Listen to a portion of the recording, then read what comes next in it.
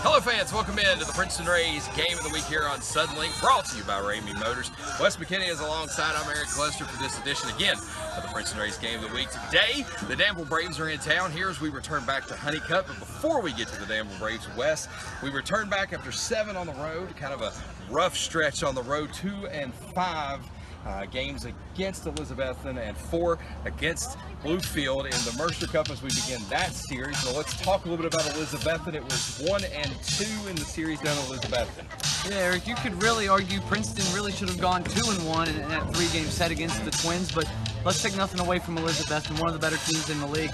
You know, here in the first 20 games or so of the season, they're at the top of the Western Division. So Princeton, some positives there, but still the pitching a little bit of a setback. And then likewise, you know, in the Mercer Cup, the 3-1 advantage for the Blue Jays in the Mercer Cup. Pitching really an issue. Princeton scored 8 runs in the finale. Could have really gone 2 and 2 against the Jays, but when you give up 14, you probably don't deserve to win. And when you score 8 there, you deserve to win. So pitching's still a bit of a problem here for Princeton as we approach basically the quarter bowl of the season. Right, and as you mentioned, the little bit of the negative on the pitching side, but let's talk about the positive. These bats are really starting to come alive for these Rays as they weren't early in the season. Right, you know, you still got Ronaldo Hernandez that's batting above 400. Yeah. He's at 431. That's second in the Appalachian League coming into action here against Danville. You know, Trey Hare has really proven his worth at second base. Devin Davis is above 300, which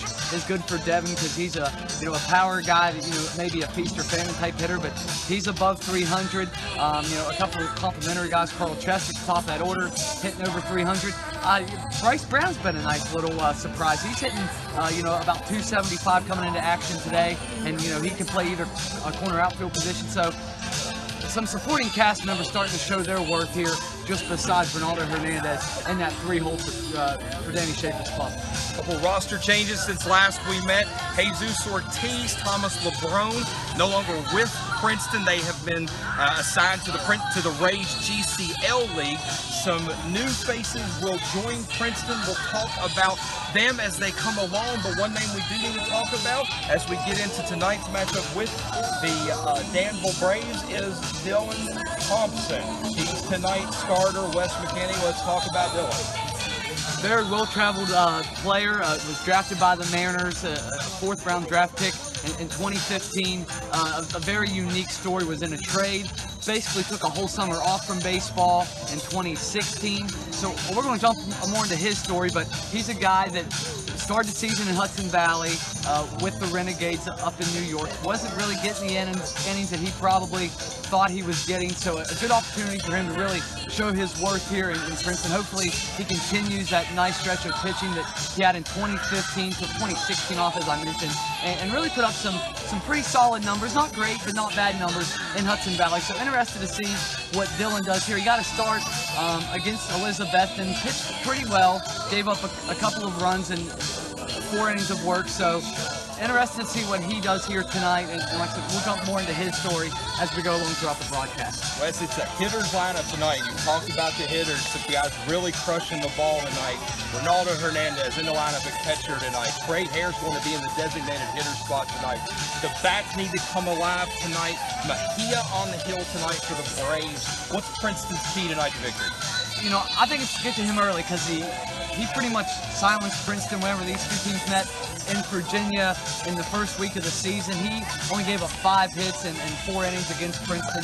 So Mejia is really good. He did give up double to Devin Davis, but I think it's key here that Princeton really get to him early and don't let him settle in, because if he settles in with that confidence that he had earlier in the season, he's just going to get more confident, second, third, fourth inning. So I think Princeton, if they can put up a couple runs in the first couple innings, I think they can really chase him out of this game and feel good, because Dylan Thompson has showed that he is worth something. He's got, I think, a really good defensive lineup working behind him tonight. So if Princeton can get that early lead, I like their chances here tonight. It's an Eastern Division matchup. It's the Rays and the Braves on the Princeton Rays Game of the Week. Chick-fil-A night at the ballpark. We'll go down on field for pregame activities from the Ramey Motors Game of the Week right after this. All right. Rays fans, join us at the ballpark for a 3-game series against division rival the Pulaski Yankees. Tuesday, Wednesday, Thursday, July 18th, 19th, and 20th, 7 p.m. first pitch each and every night. Big promotions every night. 7 p.m. is first pitch. On Tuesday, July 18th, it's Wendy's night at the ballpark. Big promotions courtesy of Wendy's. On July 20th at the ballpark, it's Ramey Rotary Night. First 400 fans through the gate get a free t-shirt. That's right, free t-shirt on July 20th, Thursday, July 20th, free t-shirt night at the ballpark. All happening with our 3-game series against the Pulaski Yankees. Join us at the ballpark, 7 p.m., first pitch each and every night. See you at the ballpark. For years, Ramey Auto Group has been doing the deal with our customers. We do the deal. Times are changing. We're still doing the deal, just better. Now you can shop online and do your deal your way, from shopping to valuing your trade and negotiating a price. You can do it all from home. Ramey is making your deal easier and giving you the most convenient car buying experience around. Most of our customers that start their deal online are in our showrooms less than an hour and on the road in no time. So check us out at yourdealyourway.net and find a new way to do the deal. Princeton Rays, join us for a 3-game series as we battle the Kingsport Mets on Friday, Saturday, and Sunday, July 21st, 22nd, and 23rd. First pitch on Friday and Saturday, 7 p.m. Sunday, special 5 p.m. first pitch. Fantastic promotions each and every night. Special Saturday promotion, July 22nd. Earlier in the day on the 22nd, don't forget our Princeton Rays Youth Clinic. Contact our front office at 304-487-2000 for information on the Princeton Rays Youth Clinic. That night, all area Little League teams invited for pregame ceremonies. For more information, contact our front office. Little League night at the ballpark, Saturday night, July 22nd, 7 p.m. first pitch. Kingsport Mets 3-game series, Friday, Saturday, and Sunday, July 21st, 22nd, and 23rd. Do you have a business or an event to promote? Advertising opportunities are still available for the Princeton Rays. Email us at princetonrays@frontier.com or phone us at 304-487-2000 to inquire about advertising today.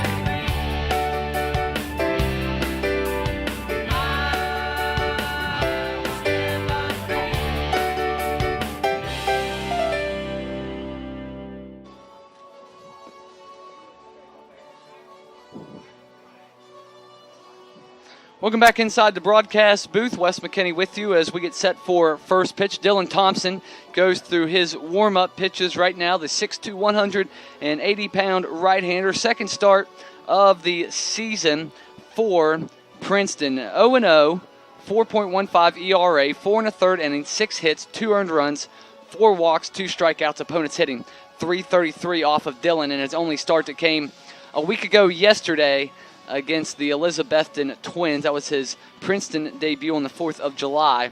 Overall this year, Dylan previously pitched for Hudson Valley, 2 games out of the bullpen, so his totals for the 2017 season, 0-0, 3.60 ERAs, pitched 10 innings, gave up 12 hits, 4 earned runs. He's walked 6 and struck out 5.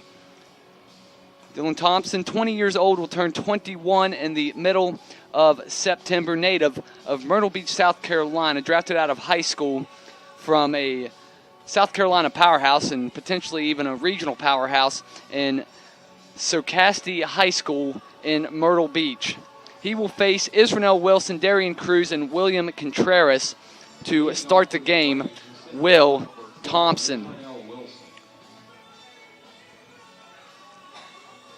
Israel Wilson digs in to the plate here, batting .238, 10 runs scored. He's hit 4 homers, 11 RBIs, 2 doubles, and a whopping 3 triples here. 19 games in for the center fielder for the Braves, and he cuts through the first pitch of the game for strike 1. First pitch weather presented by the Princeton Healthcare Center. 91 degrees, a 6-mile-an-hour wind out to right field, just kind of drifting along in the late afternoon, early evening here in Princeton. Thompson's ready with the 1-0 and another off speed, and he's quickly ahead. 0-2 on the left-handed hitting. Israel Wilson, who is in his second season with the Appalachian League affiliate of the Atlanta organization, the Danville Braves. The 0-2 by Thompson, and 3 pitches and all 3 strikes.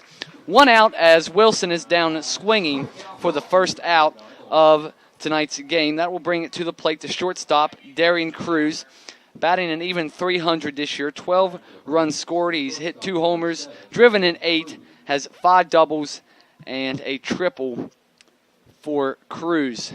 He'll bat from the left side, and 4 pitches and now 4 strikes, all swings and misses.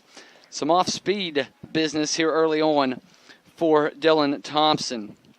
Darian Cruz batting left-handed against the right-handed throwing Thompson, and he shoots one off foul to the left, and it's now 0-2. Thompson, a great start. He got a no decision. Of course, only going 4 1/3 against Elizabethton, won't qualify. Pitched well, was a 2-1 game as this will be a little roller to third base. Santiago over to get it. Put out goes 5-3. And there's 2 up and 2 down here in the Danville first. Defense elsewhere behind Thompson. Mentioned Santiago at third. On the other corner, Devin Davis at first. Up the middle, Zach Rutherford. Justin Bridgman at short and second. Outfield left to right, Bryce Brown, Carl Chester, and Moises Gomez. William Contreras, the catcher for the Braves, will dig in here, and he fouls one straight back to the screen. Contreras, a .340 hitter, 6 runs, has 1 home run, 7 RBIs, 4 doubles. Great start here for Thompson as he winds and fires the 0-1, and this one is lifted out of play, foul behind the backstop. Mentioned Thompson, however, 4 1/3. It was a 2-1 game when he left. He was trailing in that game. Princeton scored 4 in the 8th and 1 in the 9th. Came back and beat Elizabeth in the first game of that series, 6-2. Princeton then proceeded to drop the next 2. The 0-2, and this one is going to hit Contreras, a breaking ball that didn't bend like Thompson thought. He goes on a little hike behind the mound, frustrated with himself as Contreras goes down to first on a hit by pitch. That'll bring to the plate the third baseman, Drew Lugbauer, .235 hitter, 9 runs scored. He has 5 home runs, 13 RBIs. He's a little bit of a feast or famine, guys. Struck out 18 times already this year, has Thompson. He has 2 doubles to go along with those 5 balls that have flown over the fence. First pitch, a check swing that chops foul off to the left side. It's 0-1. Thompson, catcher and infielder by trade. May see him later on in this series behind the plate. But plays third base here tonight. The kick and the delivery is downstairs and away, and now it's a ball and a strike. Off of first, Contreras after getting hit with the 0-2 off-speed pitch with 2 outs, a very conservative lead. The 1-1 is chopped past Davis, but Bridgman there to get it. Put out will be 4-1 as Thompson hustles over to cover. Don't see the 4-1 every day, but it ends the inning. The hit by pitch is left on base, and the Danville first. Princeton coming to bat in a scoreless game. This is Princeton Rays Baseball on 103.3 The Way and online at 1033theway.com. Rays fans, join us at the ballpark for a 3-game series against division rival the Pulaski Yankees. Tuesday, Wednesday, Thursday, July 18th, 19th, and 20th. 7 p.m. first pitch each and every night. Big promotions every night. 7 p.m. is first pitch on Tuesday, July 18th. It's Wendy's night at the ballpark. Big promotions courtesy of Wendy's on July 20th at the ballpark. It's Ramey Rotary night. First 400 fans through the gate get a free t-shirt. That's right, free t-shirt on July 20th, Thursday, July 20th. Free t-shirt night at the ballpark. All happening with our 3-game series against the Pulaski Yankees. Join us at the ballpark, 7 p.m. first pitch each and every night. See you at the ballpark. But against Burlington, 3 innings, 4 hits, an earned run, and 3 strikeouts. Did not walk anybody in that start against the Burlington Royals, which came back on Friday. Raul Hernandez allowed to start the bottom of the first for Princeton, it'll be Carl Chester, Zach Rutherford, and Ronaldo Hernandez. error. So Princeton will be in a hole.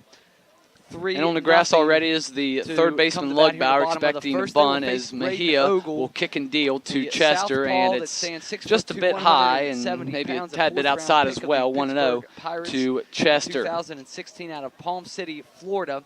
Wind on the 1-0, and this one's fouled back to the screen. Delmer Mejia turned down a commitment for him to go to Florida is to now play professional fourth baseball. year in the Braves His system. one and only start this year, he went 4 innings. First year in the Appalachian League. The 1-1 is high once again Johnson as City. he plays That catch like with Trajan William Contreras on behind the Saturday plate. Lugbauer we mentioned at third. evening. Defense Ogle will elsewhere. face Griffin Carl Benson Chester, at Zach first, Rutherford, Nicholas and Ronaldo Shumpert at Hernandez second, to and start Darian Cruz his is at evening. short as Chester 19 cuts years through a old, high he'll turn fastball 20 and he can't catch up. at It's the now end of 2 balls, 2 July. That strikes. comes on July 30th for Outfielder Braden Brad Ogle, Keller their in teenagers left. matching up here Israel tonight. Wilson in center, Carl and Garrison Chester digs in as he Schwartz takes is strike in one right to for Bell on the Danville outside tonight. corner. And A 346 hitter, just 7 getting a runs piece and scored, fouling an it off at the RBI, plate is and Chester. 2 doubles Count and remains 1 triple, 2 also balls stolen and base 2 strikes. for Chester Carl 310 Chester. average this year, 15 Picks runs, another strike. 5 This RBIs, one up a little and bit 2 more up doubles, around the as well as letters. 2 triples for Straight down the Princeton's middle, leadoff and hitter. He's quickly worked at 0-2 full on here, done a Chester. He comes really good into job it, of getting on does base. That on base CC, percentage tied for second sniffing the in the 400 Appalachian mark League at and runs 398 scored. coming Quick in worker Braden to Ogle tonight. delivers, and it's fouled back to the screen. He's hit a little bit better against righties this year, has Carl. He's 327 against the right-handers, and nice at bat there by Chester as he draws a leadoff walk in the bottom of the first. 3-2 pitch ran upstairs, and that will bring to the plate Zach Rutherford, who still progressing along. I think last time we was at home, that average was still below 200, but now it's at 217. He's scored 11 runs, 2 homers, 6 RBIs, 3 doubles, and a triple for Princeton's shortstop. He strikes out Chester as he chases a fastball up in the zone.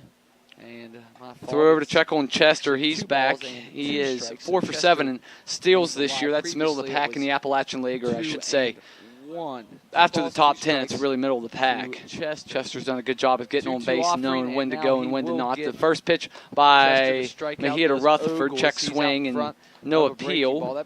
Held up, it's 1-0. Nick Bray calls balls and strikes tonight in the field, helping him out. It is Harley Acosta. Defense for Danville, pretty much straight up. Luke Bauer just a step behind the grass right now. Middle plays for 2. The 1-0 runs upstairs, and it's 2-0. And talked in the pregame about how, or I shouldn't say in the pregame, I talked about how in the opening, whenever Mejia was going through his warm-up pitch, he's only had 2 walks on the season, and he's in danger of walking the first 2 batters he sees here tonight. And that's going to prompt a visit to 2-0 as Kanakoa Teixeira comes out to visit with his pitcher, Dilmer Mejia. Mejia 8-5 overall in his career. That's traveled him through the Dominican Summer League, then 2015-2016 in the GCL, was actually split between the DSL and the GCL in 2014, but 8-5, 292 ERA, 144 innings in his career for the 20-year-old. They just celebrated a birthday 3 days ago on July the 9th, so happy late birthday to Dilmer Mejia. Princeton trying to spoil it here a couple days late. 2-0 to Rutherford, and this one is in the dirt. Scooped up by Contreras, and it's 3-0 on Rutherford. Chester, the leadoff walk to begin the inning. And now Mejia in danger of putting 2 on for the dangerous Ronaldo Hernandez, and this one is way inside. Rutherford taking all the way, had to actually skip out of the way of it to avoid getting hit. So back-to-back walks here in the bottom of the first. Griffin Benson comes away from first base, taps his glove a couple times to try to encourage Dilmer Mejia here as he's worked himself into an early mess and hasn't even given up a hit. 2 on, nobody out, and Ronaldo Hernandez at the plate. 431 average, 14 runs scored, a homer, 9 RBIs, and the dude is a doubles machine. He's already smacked 10 doubles here in 19 games in the Appalachian League. And if you're wondering if that leads the league, the answer is yes, it does. He leads Won Urarte of Kingsport by 2. Urarte has 8. Hernandez has 10, and this is downstairs. And that, by my count, is now just shy of the dirt. 1-0 to Davis. 7 straight balls. After it was 2-2 on Chester, he delivered 2 in a row to Carl to put him on with a walk. 4 straight to Rutherford. So now 7 straight balls here dealt by Mejia. The 1-0 to Hernandez, and this one's fouled back to the screen. Will break up that string of 7 straight wide ones. Now 1-1 on Princeton's catcher. Hernandez still with an OPS over 1,000. It comes into tonight. That's at 1081. Settle everyone down. This is going to be a and nice play on the hot with runners in corner by scoring the position, though, third if you baseman. want to Picked it up on a get Hernandez to the plate, we think he might struggle. He's only hitting 222 with runners in scoring position this year. Timeout called. Even had to lay out for that as one. Rutherford, as Hernandez steps out. No runs. Only 222, almost 200 or over 200 points better without runners in scoring position this year is Hernandez. Runners go, and it's fouled off at the plate. I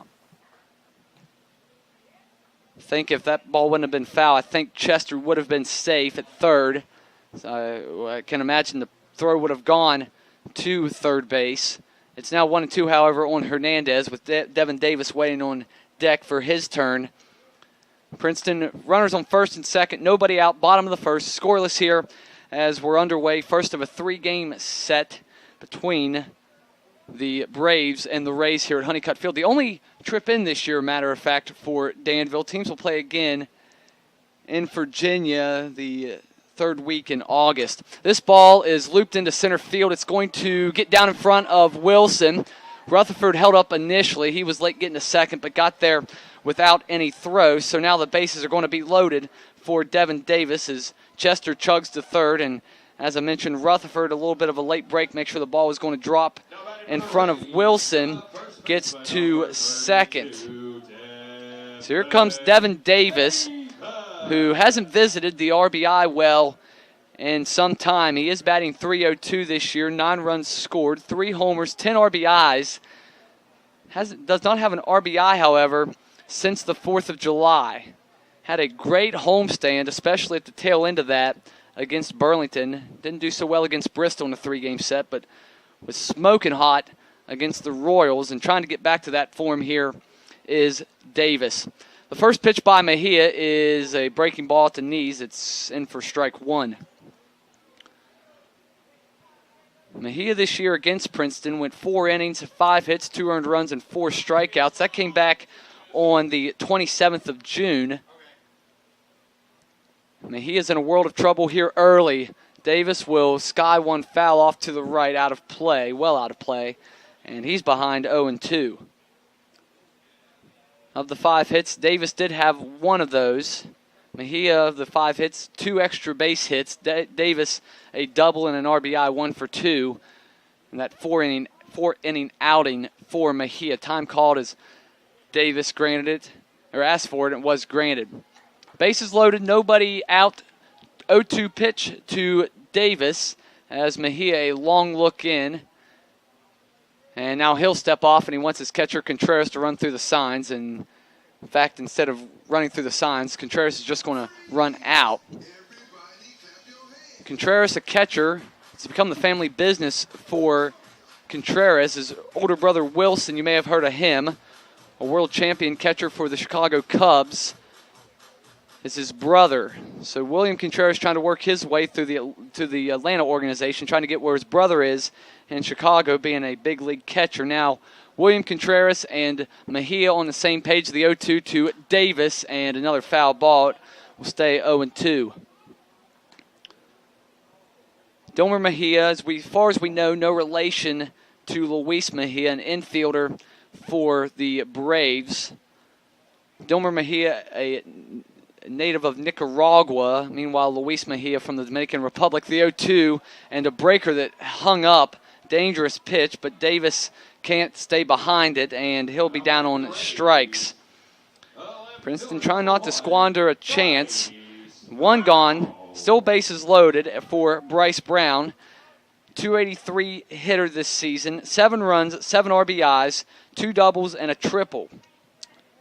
Where he does the most damage, however, is on the bases. He's 7 for 9 in steals this year. Maybe a little bit of a matchup problem for him as he digs in. He takes up high, ball 1. This year, Brown hitting just 176 against lefties. However, 286 with runners in scoring position, so you hope the latter figure holds out rather than what his number is against Southpaws this year. Chester away from third, Rutherford at second, and Hernandez is at first. And this ball almost gets Bryce. Scooting into the right-handed batter's box where Brown is camped out was the catcher Contreras.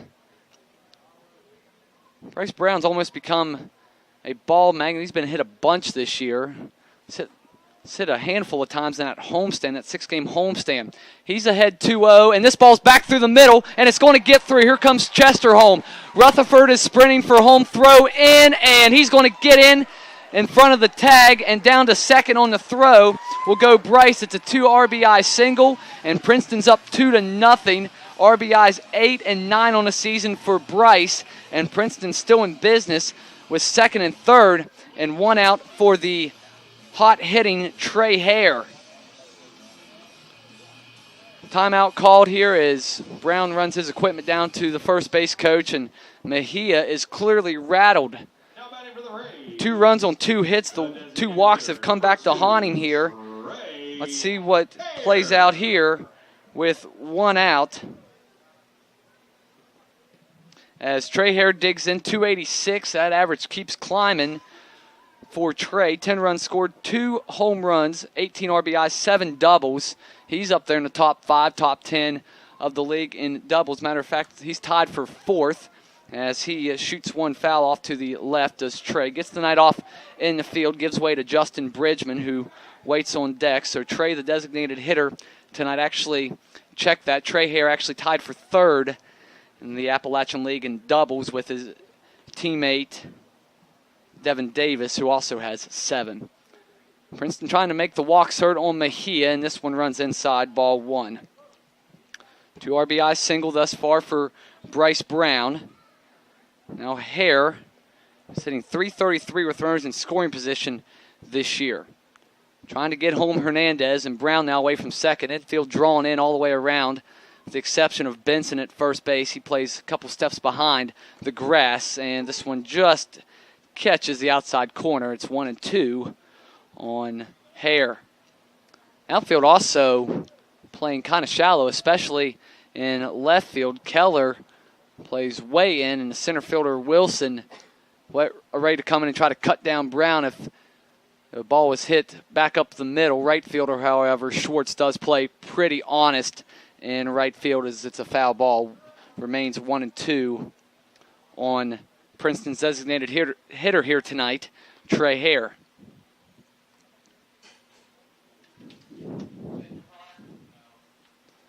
Princeton trying to go make it a really ugly inning for Mejia.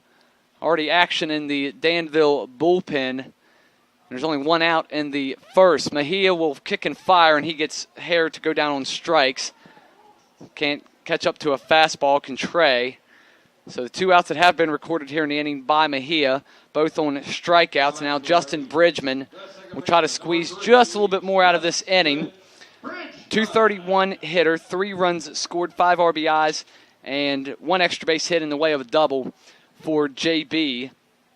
Of course, he's glad to be back here at Honeycutt Field. He has some good memories early on in his professional baseball career. Of course, walked off against Burlington in the first game of that series about 10 days ago. He shoots this one foul back to the screen. It's 0-1. Bridgman comes in tonight trying to snap out of an ugly, ugly funk. 1 for 17 in his last 5. However, hitting .385 here at home, so maybe this brief 3-game homestand can kick it back in gear for Bridgman as he looks at the 0-1, and it's in the dirt. 1 ball, 1 strike. And he started a full count walk to Chester, then 4 straight wide ones to Zach Rutherford. Hernandez looped a single into shallow center field, bases loaded. Devin Davis struck out. Bryce Brown stayed with a 2-0 pitch, and the 1-1 to Bridgman is inside, 2 balls and a strike. Bryce Brown ahead 2-0. Grounded one back up the middle that no one could get to. Chester and Rutherford came in to score. Second, third for Trey Hare. He struck out on a 1-2 pitch, and now Justin Bridgman ahead 2-1 with Princeton up 2-0 here, bottom of the first against Danville. Mejia will kick and deliver, and it's inside, and now he's in danger of walking more guys in the first inning than he's walked all year. Came in to tonight just 2 walks in 13 innings, and now he's behind Bridgman 3-1, and I would think Bridgman's going to get something good to hit here. You don't want to load the bases. It's not a very dangerous hitter behind, and Moises Gomez, but you want to get out of this as quick as you can. So the 3-1 from Mejia, and it's way upstairs, and it is a third walk of the inning for the Rays issued by Dilmer Mejia, and will bring to the plate Moises Gomez as the beat goes on. Moises will come up to the plate hitting .256 on the season, 9 runs scored, 4 RBIs, no extra base hits for Gomez, and this is going to be it, looks like, for Dilmer Mejia, as Nestor Perez is on his way out to get his starter who has labored, and that is going to be it. So a call to the bullpen in the first inning, something you don't see very often, but here it is at Honeycutt Field. Princeton with the bases loaded, 2 in, and Moises Gomez going to try to do some damage to the reliever. We'll meet him whenever we come back. For years, Ramey Auto Group has been doing the deal with our customers. We do the deal. Times are changing. We're still doing the deal, just better. Now you can shop online and do your deal your way, from shopping to valuing your trade and negotiating a price. You can do it all from home. Ramey is making your deal easier and giving you the most convenient car buying experience around. Most of our customers that start their deal online are in our showrooms less than an hour and on the road in no time. So check us out at yourdealyourway.net and find a new way to do the deal only at Ramey.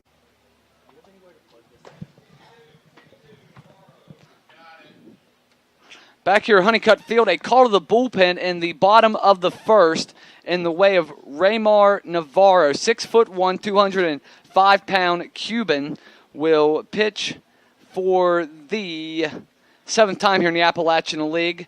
No record, a .435 ERA, 10 1/3 innings. He has given up 12 hits, 5 runs, all earned.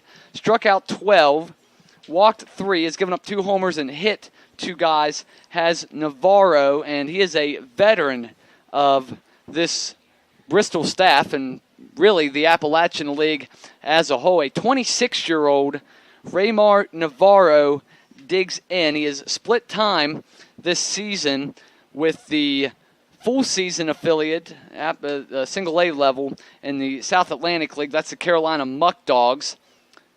I'm sorry, check that. He has split time with Rome in the South Atlantic League, has Raymar Navarro. Overall this year, 18 1/3 innings, 4.42 ERA, 17 strikeouts, and 5 walks. Get my facts straight on Navarro, who will face Moises Gomez here. Bases loaded, 2 in and 2 out for Princeton in the bottom of the first. If you're just joining us, Hernandez is at third after a single that was after 2 consecutive walks. Bryce Brown drove into 2 runs on a ground single back up the middle. Justin Bridgman walked. He's at first. This one is a scalder that's going to get by the second baseman. 1 run is in. Here comes Bryce Brown. Throw into third, and in with a slide is Bridgman. An absolute smoke shot that the second baseman Schumpert tried to pick up on a short backhand. Could not. It will not be a hit, as 2 runs will score on the play. It's an error, so the inning continues with Brown and Hernandez both scoring on an error by Schumpert. Bridgman to third, as I mentioned, and now Princeton will send to the plate their 9th hitter here in the first inning with 4 runs in on just 2 hits. Those runs will be charged to the starter Mejia, as he's still responsible for Bridgman. Of course, those 2 unearned, and everything from here on out will be unearned. Kevin Santiago, the 9th man to bat, and he takes a strike on the inside corner. Santiago trying to get going here. 138, a run scored, 3 RBIs, and a double for Princeton's third baseman here on this Wednesday evening. Navarro will kick and fire, and this one just off the plate outside. It's now 1 ball and 1 strike. It's amazing how leadoff walks can come back to haunt you. 2 consecutive to start the bottom of the frame here in the first by Dilmer Mejia, who is no longer a part of this game. The 1-1, and this one is dribbled foul down the third baseline. And now Navarro 1 strike away from getting out of this ugly, ugly mess that Danville has created in the bottom of the first. Princeton, last home game we had here, scored 4 in the bottom of the first and ended up scoring 15 in the game. So that'd be great if they did that again here tonight. The 1-2 by Navarro, runners at the corners. First, a check on Gomez. He's back. Moises this year, 5 for 5 in stolen bases. So maybe a moderate threat to run here just to try to break up a potential force out at second. That's the only reason he'd be running here, I would have to imagine. Another check over. He is almost picked off there. Very close play. Not the greatest throw by Navarro over, but Benson a nice little swipe. Tag on the shoulder of Gomez as he was trying to get back.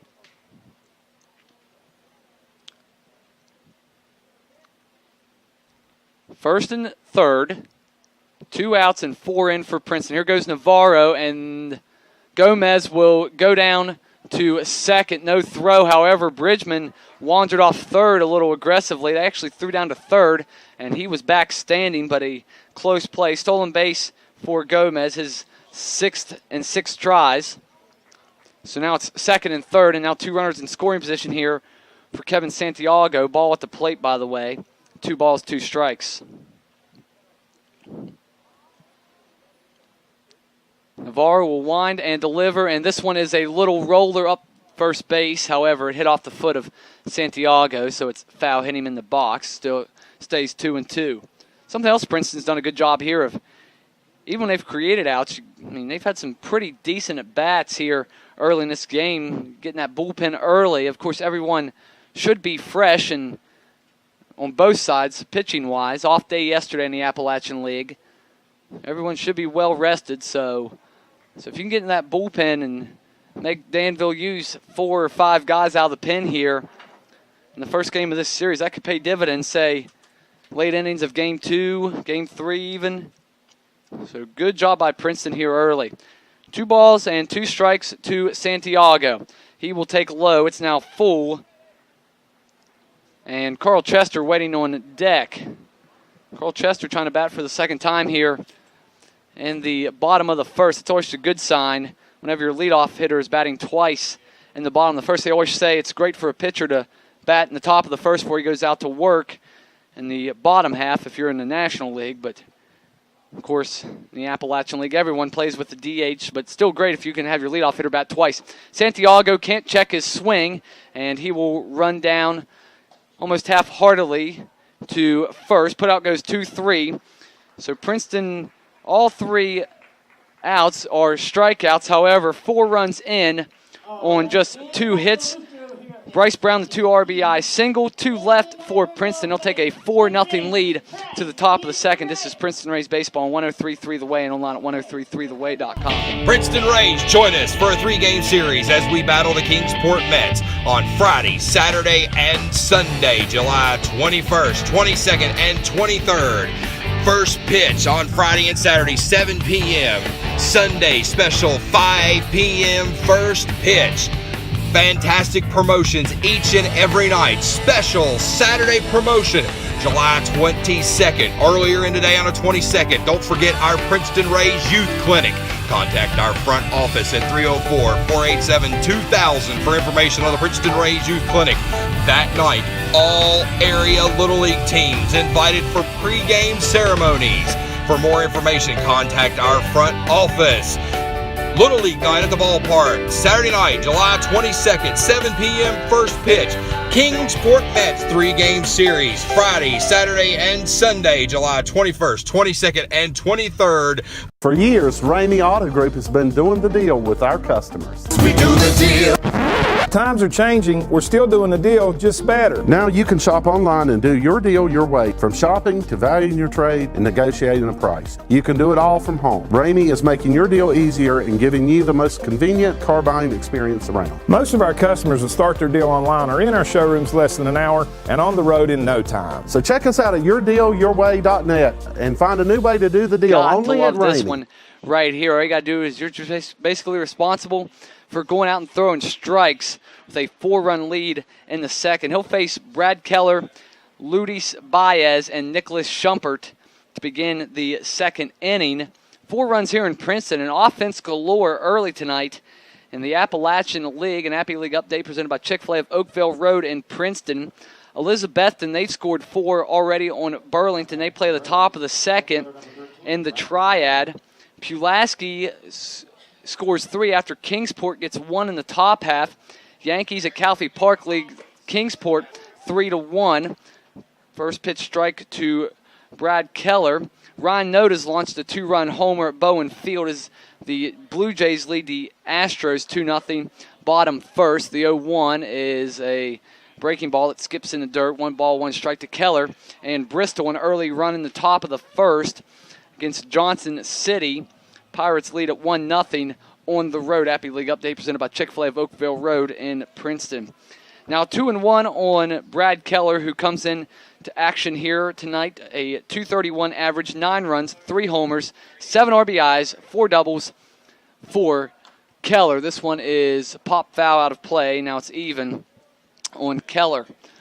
Final line on Dilmer Mejia. Not used to reading a final line on a pitcher in the top of the second.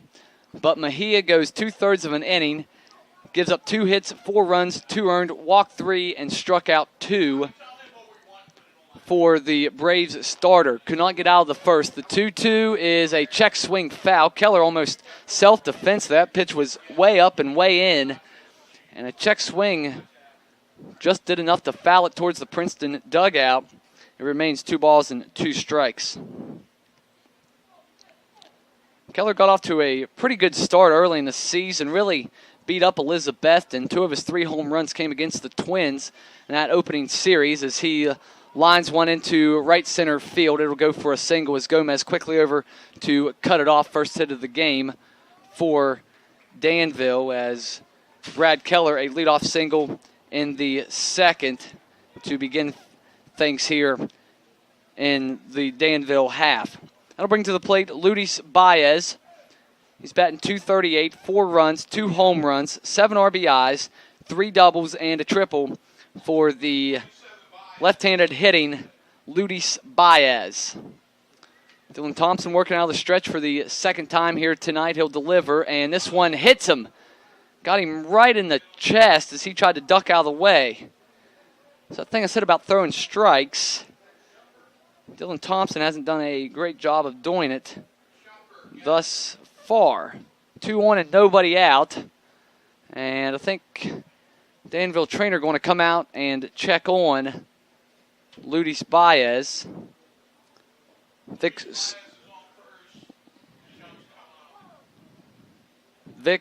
Scarpone, the Danville trainer, out to check on Baez. A quick nod of the head, and he's good to go. So it'll be Nicholas Schumpert to bat, .273 average for Schumpert. 5 runs scored, 7 RBIs, 2 doubles, and a triple for the second baseman. Had a costly error in the bottom half of the inning that scored 2 Princeton Rays to make it a 4-0 lead. But now Dylan Thompson is in the soup here himself. A bender that stays up high. Breaking ball doesn't get down. It's 1-0.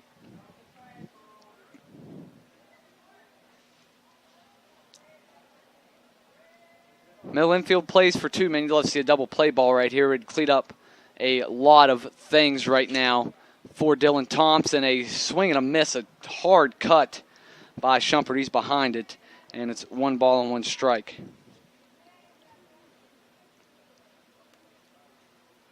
Schumpert has moved around this infield a little bit for Danville. Tonight plays second. Shortstop by trade. Thompson checks the runner at second. Now comes home with it, and a nice off-speed that Schumpert is tied up on, and now it's 1-2. Keller at second, the leadoff single. Baez at first after the hit by pitch. Shumpert, a wild story on him. All sorts of, he was a little bit of everywhere. He was a top 200 prospect in the nation out of high school. Turned down a commitment to go to Kentucky as he just fouled. It was a foul ball, a very late call by Nick Bray, and it'll remain 1 ball and 2 strikes. So everyone will retreat well, or is it a foul ball? Yeah, and now we're going to get this sorted out. It was a foul ball that deflected off of Hernandez, I think, initially, and then off of the home plate umpire, Nick Bray. So Bray and Harley Acosta getting everything sorted out. And now another conference. Nestor Lopez, Danville manager, protested at third base.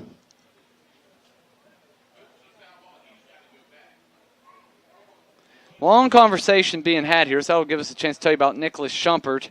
Shumpert, as I mentioned, a top 200 prospect out of a suburban Denver, Lone Tree, Colorado, committed to Kentucky, then was drafted in the 7th round, turned down $550,000 out of high school, ended up at San Jacinto Junior College. In 2016, batted .284, scored 36 runs, a homer, 16 RBIs, and 15 stolen bases. Then, after being a 7th-round pick, a couple years before, was a 28th-round pick by the Atlanta organization in 2016. So talk about not making the brightest of moves there. Shumpert, a 7th-round pick, turned that down. Went to San Jacinto Junior College as Nestor Perez having a very animated discussion with both umpires, and this may cost him, may get an early shower.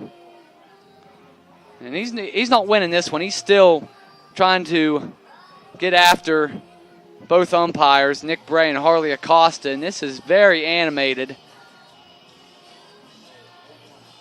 I don't know what he's arguing at this point. Like, it was clearly a foul tip ball that went off of, I think, caught a piece of Hernandez and then potentially caught a piece of the umpire and Nick Bray. And Nestor Perez is still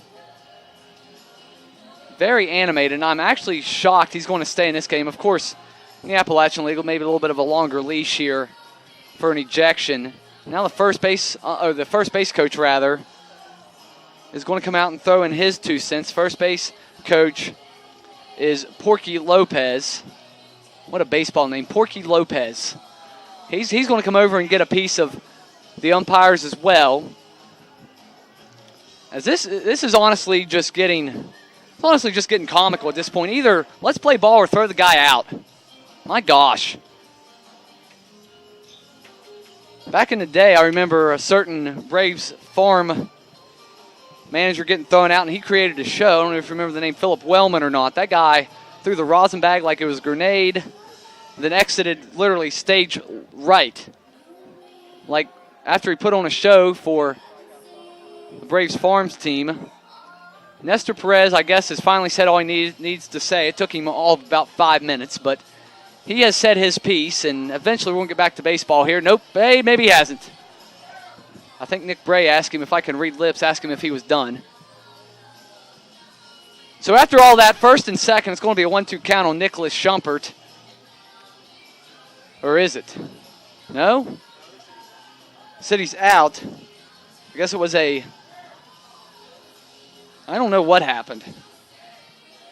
They're saying he's out, so Nicholas Shumpert's out. It's going to be first and second and 1 out after all of that, and that's going to bring up the 8-hole hitter, Griffin Benson, to the plate, batting right at the Mendoza line this year at 200. 7 runs scored, 5 RBIs, 1 double, and a stolen base. Griffin Benson will be the batter here. First and second, 1 out after a long delay of Nicholas Shumpert being out on the play. We're still not sure how, as in the press box here, they're conferring about it. I'll try to get clarification in the half inning, if not a little bit sooner. So here goes Thompson delivering strike one to Griffin Benson, trying to work out a little bit of a jam here.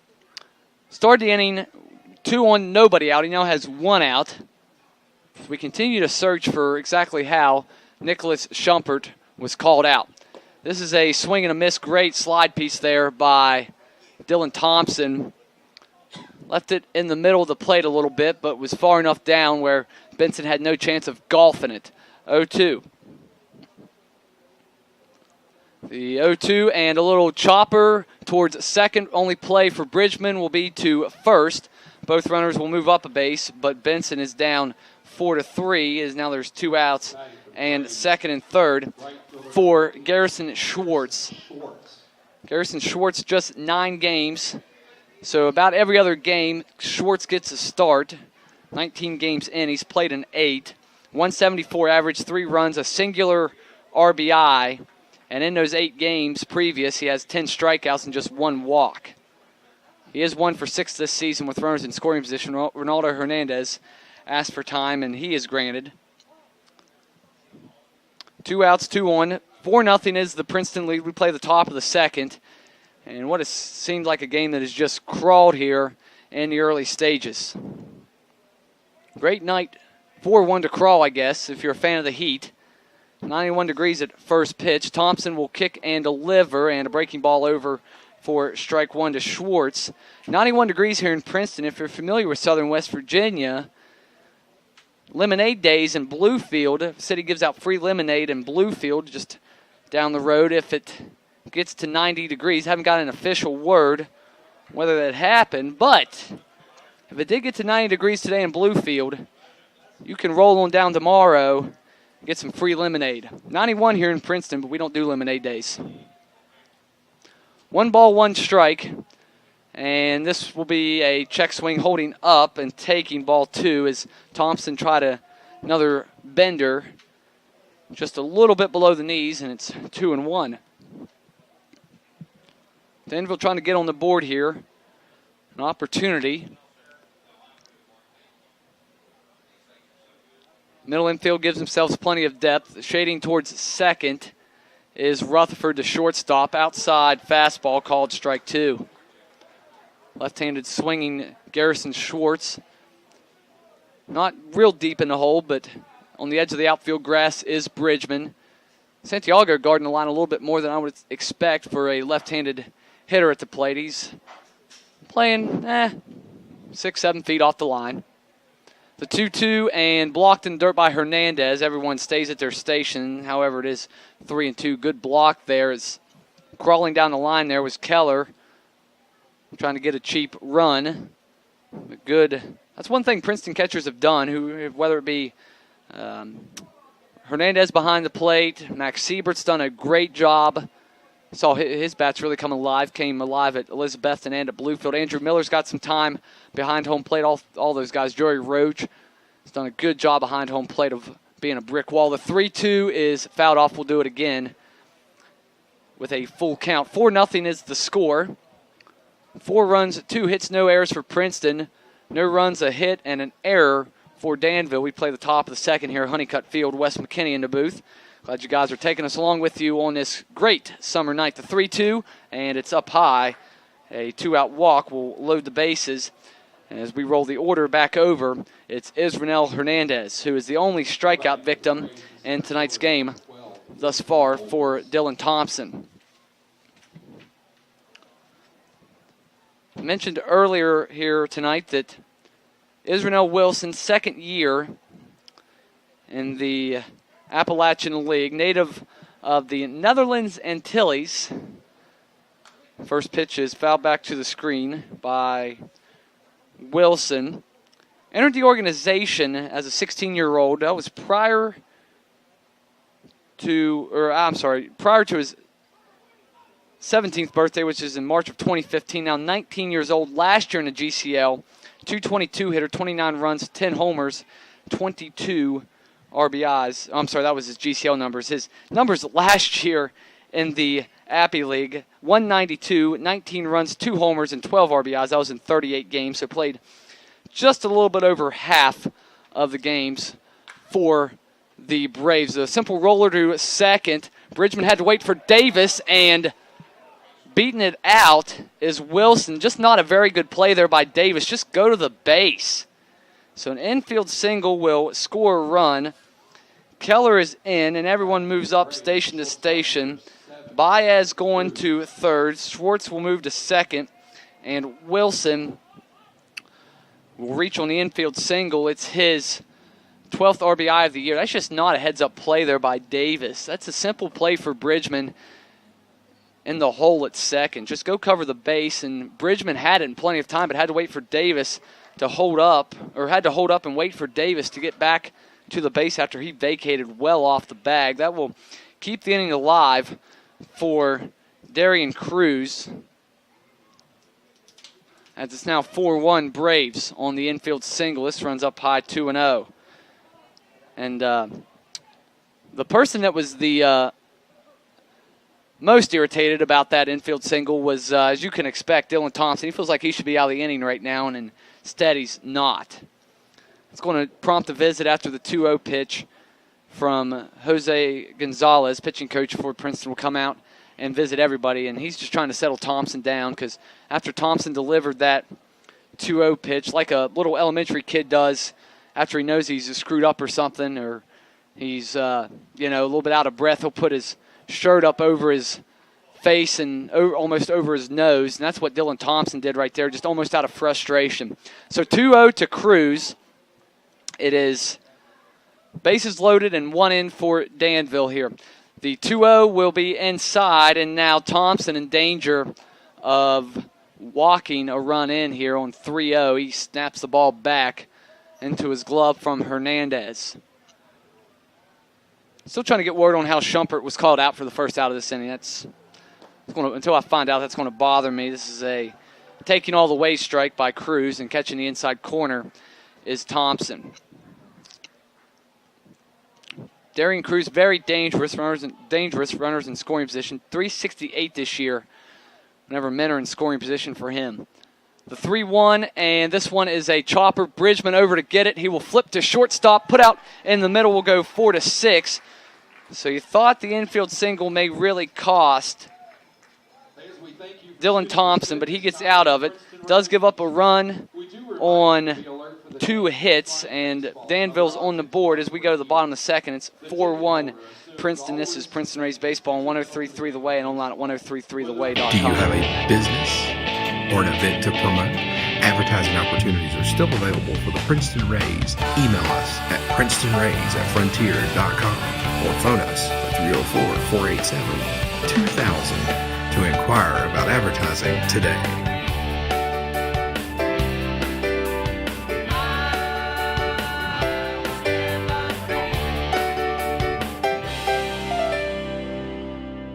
For years, Ramey Auto Group has been doing the deal with our customers. We do the deal.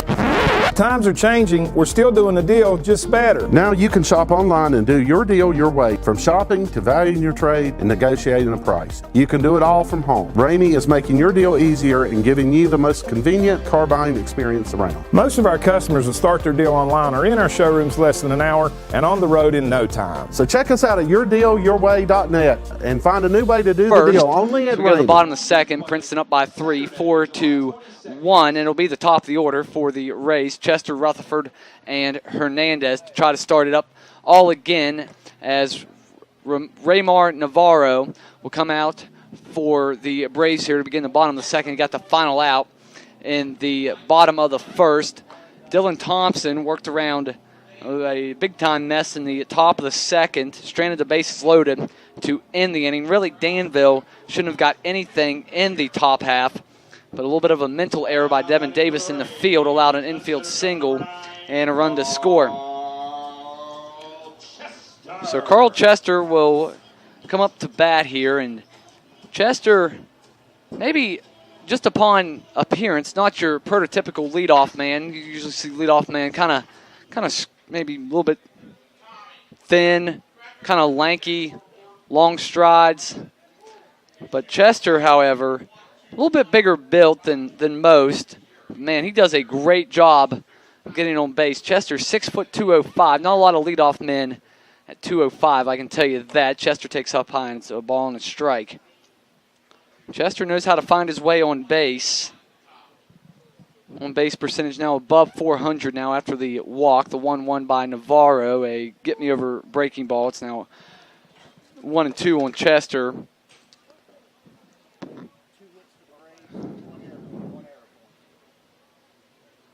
Navarro winds and delivers. This ball is skied into center. Going back, Wilson still going back, and it will be off the wall, and Chester is on his way to third. And he will stop there with a stand-up triple for Chester.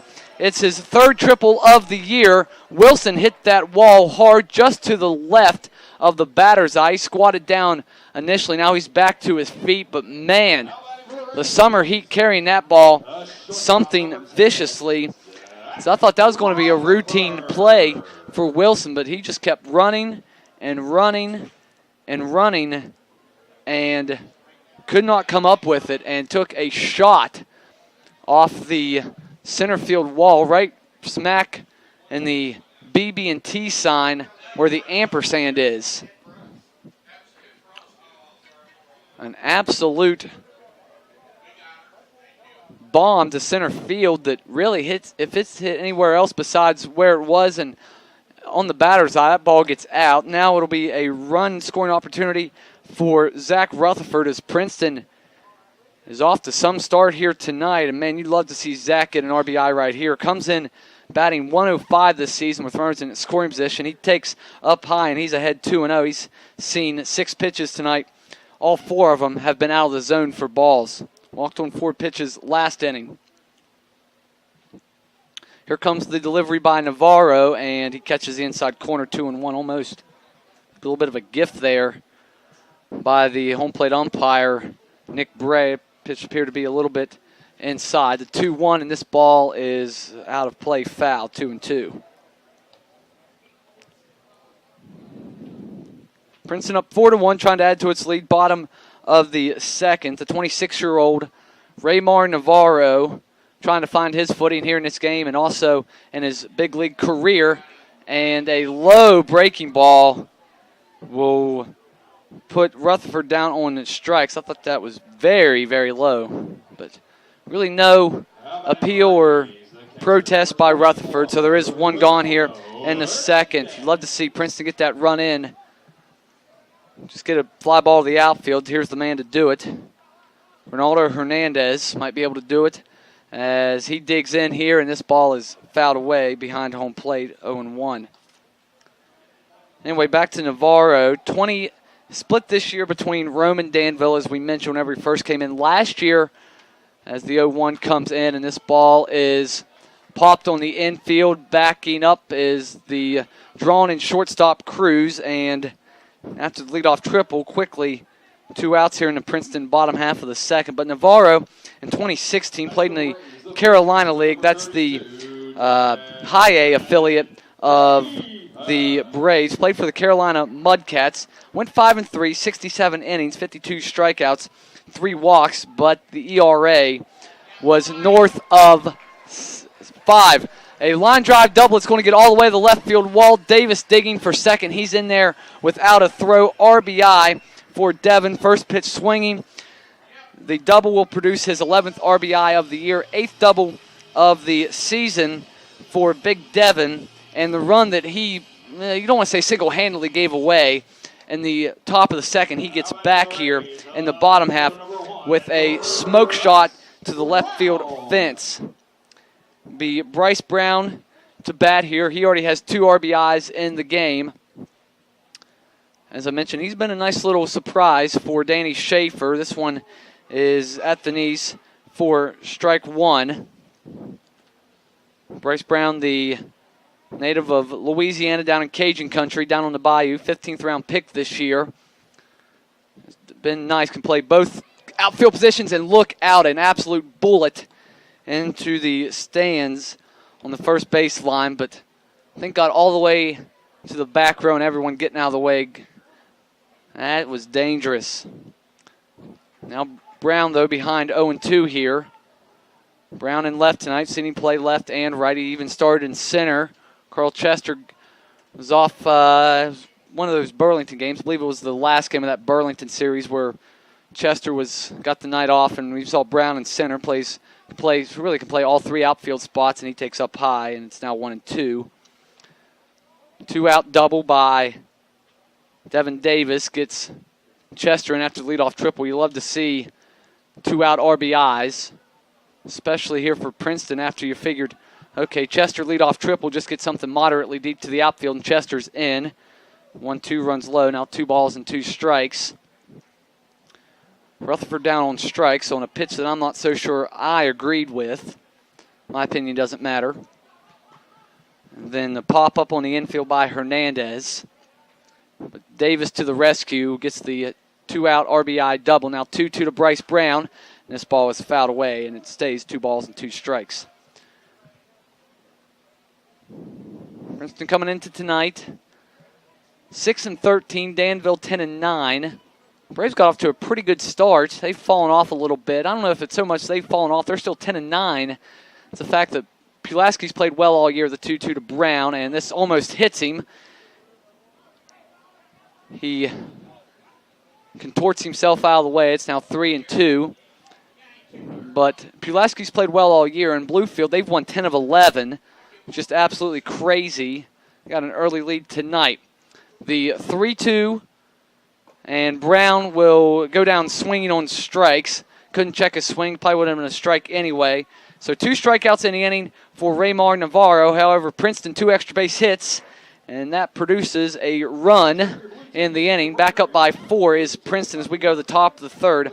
It's 5-1 Rays. This is Princeton Rays Baseball on 103.3 The Way and online at 103.3theway.com. Rays fans, join us at the ballpark for a 3-game series against division rival the Pulaski Yankees.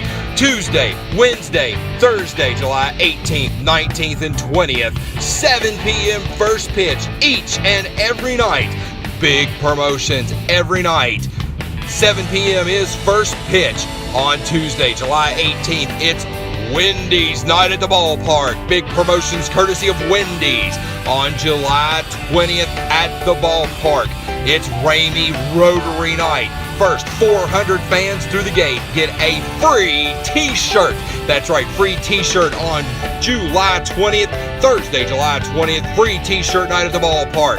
All happening with our 3-game series against the Pulaski Yankees. Join us at the ballpark, 7 p.m. first pitch each and every night. See you at the ballpark. For years, Ramey Auto Group has been doing the deal with our customers. We do the deal. Times are changing. We're still doing the deal, just better. Now you can shop online and do your deal your way, from shopping to valuing your trade and negotiating a price. You can do it all from home. Ramey is making your deal easier and giving you the most convenient car buying experience around. Most of our customers that start their deal online are in our showrooms less than an hour and on the road in no time. So check us out at yourdealyourway.net and find a new way to do the deal. Only the bottom of the second, and we'll move to the top of the third, with the hitters for Danville being William Contreras, Drew Lugebauer, and Brad Keller. Before we start the top of the third, or as we begin the top of the third, we get you a Rays report, which is presented by the Willow Gift Gallery. Durham off tonight with a AAA All-Star game taking place. Montgomery, the AA affiliate, wrapping up a series in the Smokies against Tennessee. They trail in the bottom of the fourth, 1-0. Port Charlotte rained out tonight against Fort Myers. They'll try to do it. They'll try to play 2 tomorrow as Contreras starts off with a ball. Bowling Green is on the road at Kane County tonight. The Hot Rods trail at 1-0 in the top of the second, and rounding it out, Hudson Valley tonight. By the way, that Bowling Green Kane County series is the first game of that series. And finally, the Renegades at home tonight, hosting the West Virginia Black Bears. And as the 2-1 is in foul territory and is going to get out of play. We'll run it 2-1. The Renegades hosting the Black Bears tonight. Second of a 3-game set between the two teams. However, under a delay right now in Hudson Valley. So Proud of Morgantown. The Black Bears visiting Hudson Valley. Keep you up to date on everything in the Rays report as we move along. The 2-1 catches the inside corners, now 2-2 on Wilson Contreras, who's right at home here at Honeycutt Field and Boyce Cox Field and Calfee Park and anywhere else that's not in Danville, hitting .478 this year away from Dan Daniel Memorial Stadium. Contreras now has run it full. Thompson not happy with the call. The 3-2, and this one is lifted into right field. Gomez coming in to get it as he got a bit of a late break. Bridgman out just to make sure, but Gomez calls off the second baseman, and one out is recorded here in the top of the third. Drew Lugbauer will be the hitter. Mentioned for Lugbauer, it's been all feast or famine this year. He's either launching them out of the yard or has struck out. Tied for first in the league this year in home runs is Lugbauer coming in tonight with Elizabethton's Brent Rooker. He swings through the first pitch he sees, 0-1. However, Lugbauer's 18 strikeouts this year, just outside of the top 10 in terms of hitters that have struck out this year. 1 ball, 1 strike to Drew Lugbauer. As I got the wrong sheet, I was going to give you some more information on Lugbauer, then I realized I picked up the pitching sheet for Danville. 1 ball, 1 strike, and another hard cut by Lugbauer comes up empty. Now 1-2, native of Pleasant Valley, New York. And as they say, he's a Michigan man. Went to University of Michigan, a former Wolverine, a very decorated career at that, as this one is fouled away. Give us a chance to tell you more about Drew Lugbauer. Catcher by trade. Also played a little bit of infield for the Wolverines. First team at Big Ten this past year. Third team All-American. Was actually drafted by the Blue Jays out of high school. In the 21st round was Lugbauer. That was out of high school, as I mentioned. Career .274 hitter. Had a whopping 56 extra base hits in 3 years in Ann Arbor. Slugged .518 this past year as a junior. He's down on strikes. To finish up Lugbauer here quickly. Had 12 home runs and 50 RBIs in his final season in the maize and blue. So 2 up and 2 down here in the third. Much cleaner inning thus far for Dylan Thompson. And that'll bring to the plate Brad Keller, who is 1 for 1 and has scored Danville's lone run. That came in the second.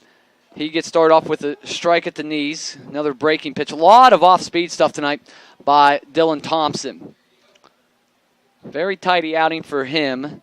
Ran into a little bit of trouble in the second. Defense really didn't help him out a ton. No errors, but a couple of just mental lapses in the field by Princeton really cost Dylan Thompson the one and only run he's given up here tonight. 5-1, we play the top of the third here at Honeycutt Field. 1 ball, 1 strike pitch is backhanded on a pick by the catcher Hernandez. Dylan Thompson, second start here in Princeton. Came down from Hudson Valley. Appeared in 2 games for the Renegades. Talk about a guy that's been all over the map. The 2-1 pitch is lined and fair down the third base line out of the reach of Santiago. It's going to roll down in that corner. Bryce Brown will dig it out on the other side of the Danville bullpen, and it's a 2-out stand-up double for Brad Keller, his 5th 2-base hit of the season. Will keep the inning alive for the time being for the Braves. For the Braves, the designated hitter number 27, Luis Baez. Luis Baez will come to bat. Back to Thompson here for just a second. Dylan Thompson, drafted by the Mariners, 2015 out of high school, the powerhouse Socastee High School in Myrtle Beach, about at the plate. And Baez behind now 0-1. Took basically all of 2016 off from baseball. I'm sure Kyle talked about this in his broadcast. Actually heard him talk about it a little bit last week, but was a really good pitcher. I lost my train of thought. Was a really good pitcher in 2015. ERA below 2.5, 26 innings, 25 strikeouts, and 8 walks in the Arizona League for Seattle. Then only pitched 4 innings in 2016. Took time off from baseball to be with his father, who was battling cancer at the time. The 0-1 is backhanded in the dirt. It's 1 ball and 1 strike to Baez, the designated hitter. Then Thompson is in a trade this past winter in November of 2016. The first trade that Tampa general manager Eric Neander made was to acquire Dylan Thompson. It was basically a swap for prospects as he gets a swing and a miss on an off speed in the dirt. He's ahead of Baez, 1-2. Eric Neander, November 18th, 2016, acquired Dylan Thompson. That was the first trade made by the first-year GM of the Tampa organization. And Dylan Thompson trying to get his professional career back on track. This one is a looper into center field. Wave is going to come, and Keller is going to be in, cut off at the mound by the first baseman, Davis. So an RBI single by Baez, 8th of the year for him. Scores Keller, and we're back to a 3-run deficit. Princeton still leads it, however, 5-2. And that will send up Nick Schumpert, who we've actually got that cleared up maybe. Last inning had the bizarre 1-2 pitch that was fouled into the mid of Hernandez, then off of him, then off the umpire Nick Bray.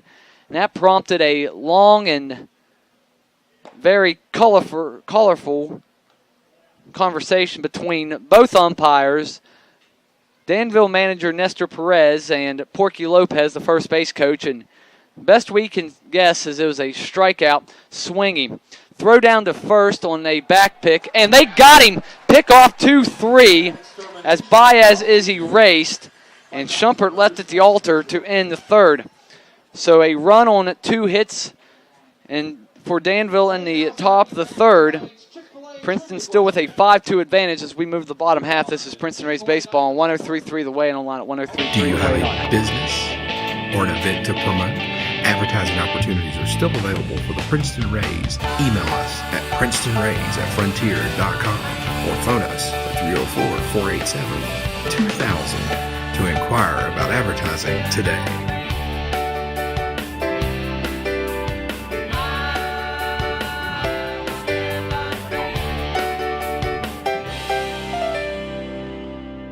For years, Ramey Auto Group has been doing the deal with our customers. We do the deal.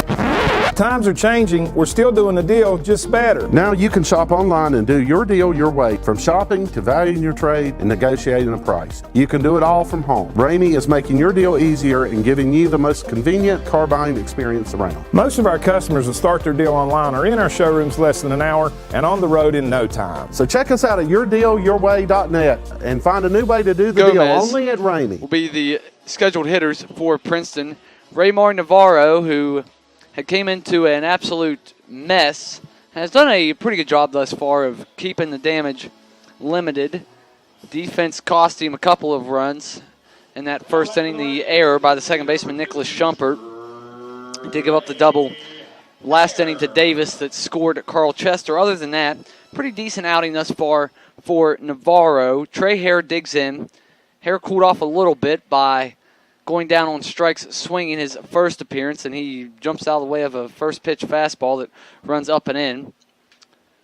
Trey batting just below 400 coming into tonight, batting just below 400, should say here at home, as he's ahead 2-0. Trey Hare coming into tonight, 389 hitter at home versus 237 on the road. So a couple guys in this Princeton lineup more than happy to be back here at Honeycutt Field after that 7-game road trip. A foul back to the screen, 2-1.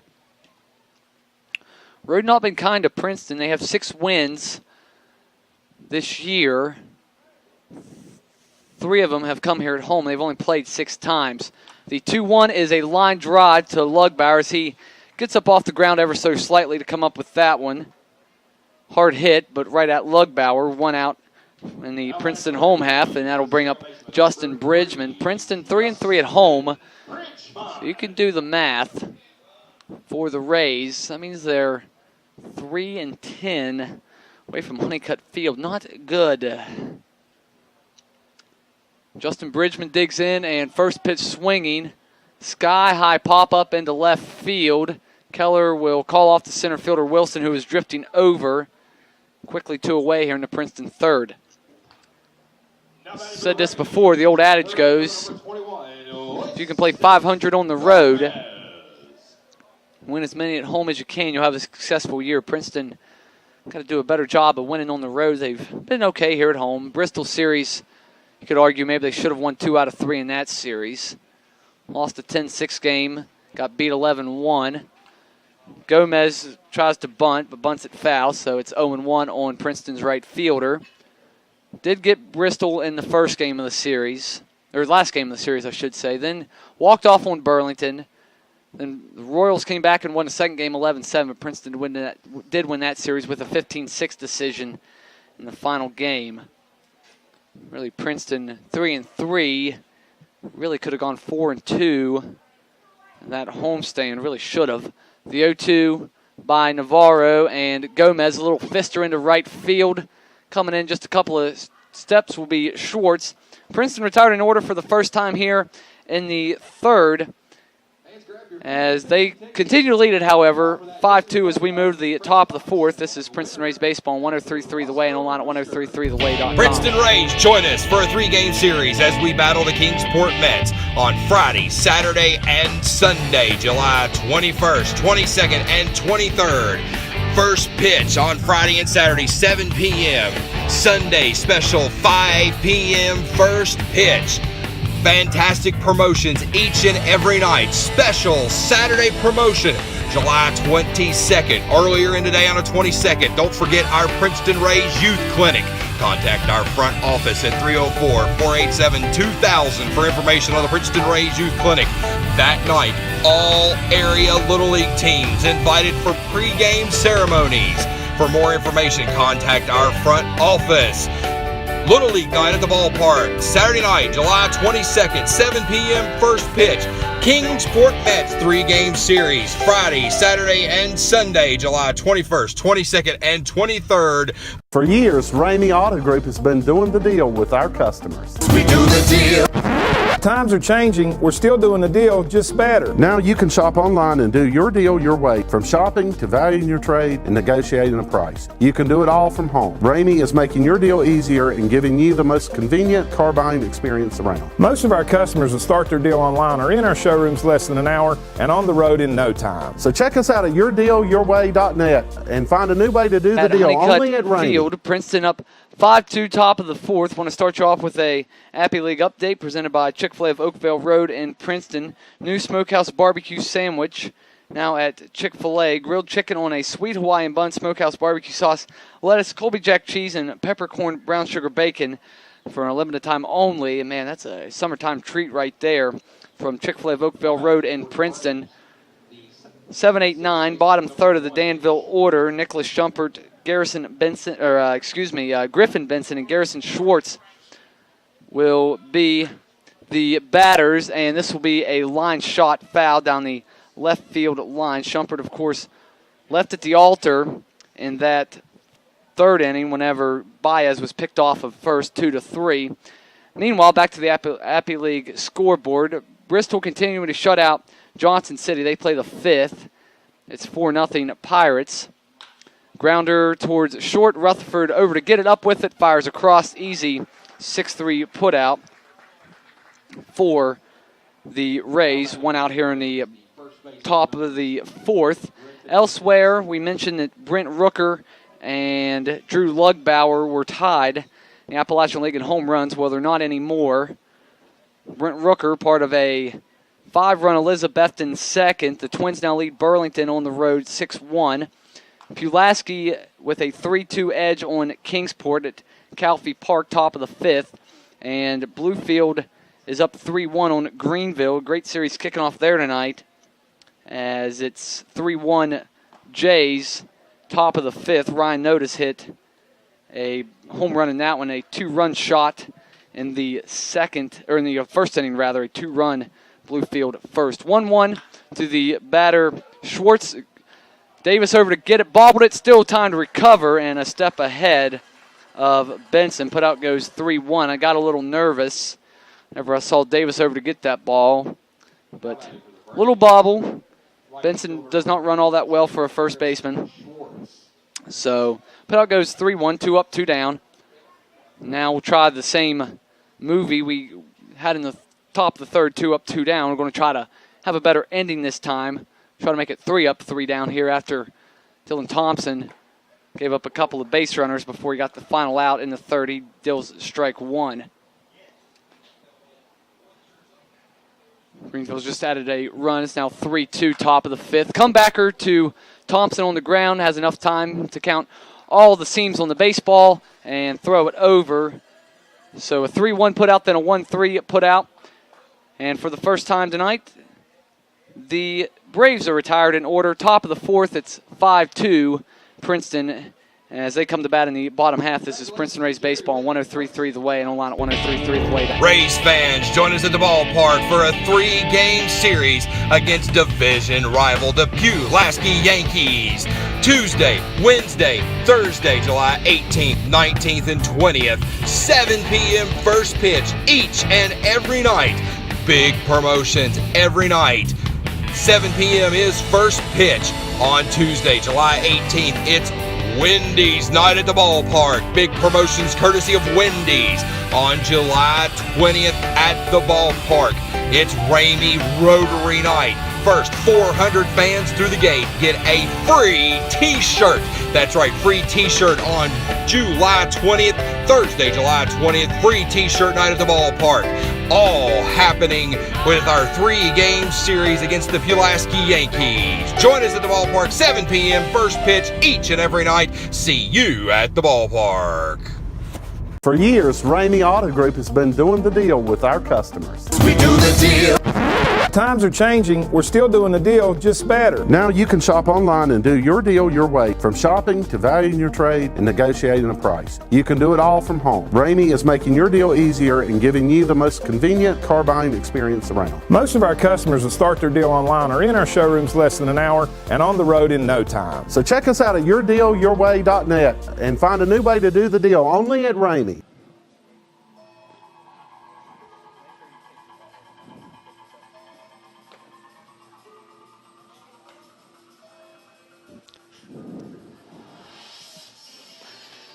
Princeton holding up a 5-2 lead here as we go to the bottom of the 4th. Kevin Santiago leads it off in the 9th spot. Then we'll roll it back over to the top for Carl Chester and Zach Rutherford.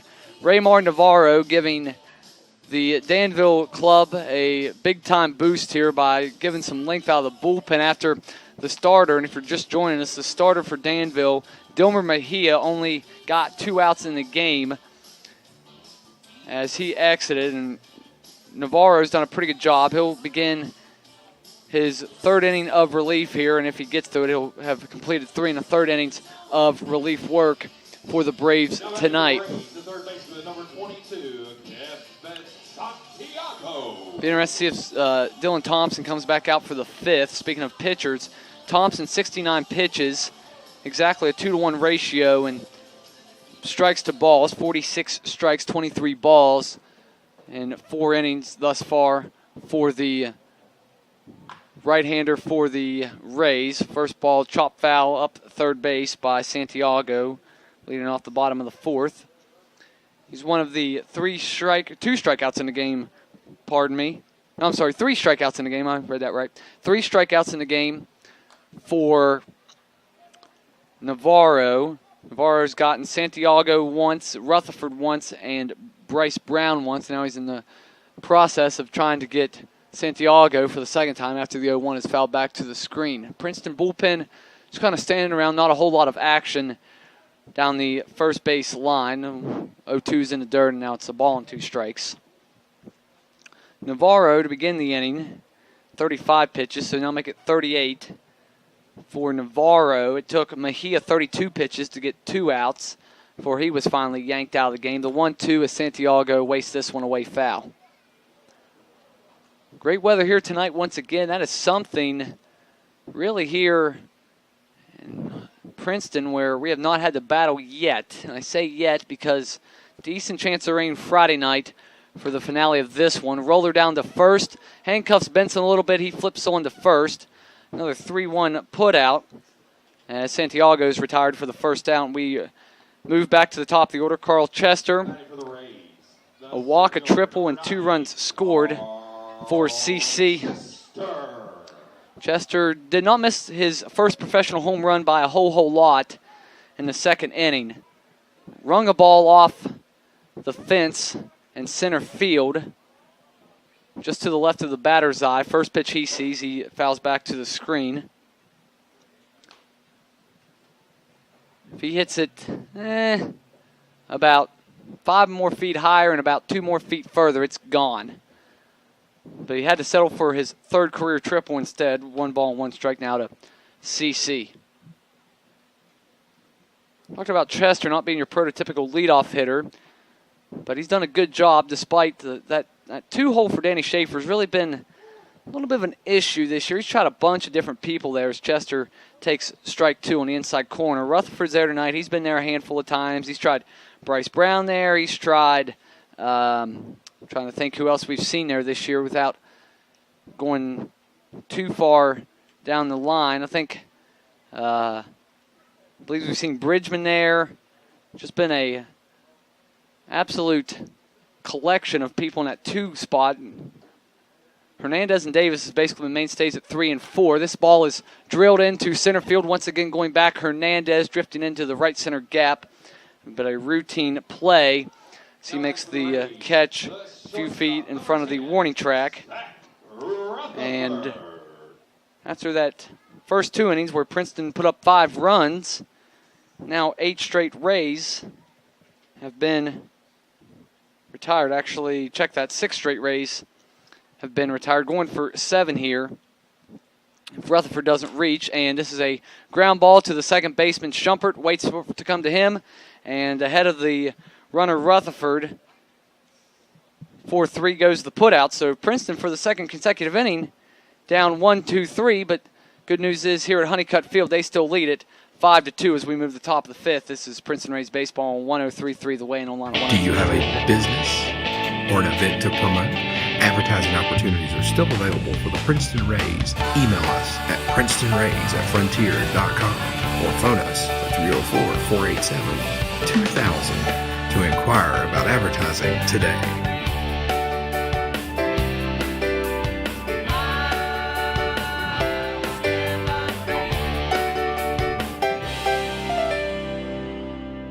For years, Ramey Auto Group has been doing the deal with our customers. We do the deal.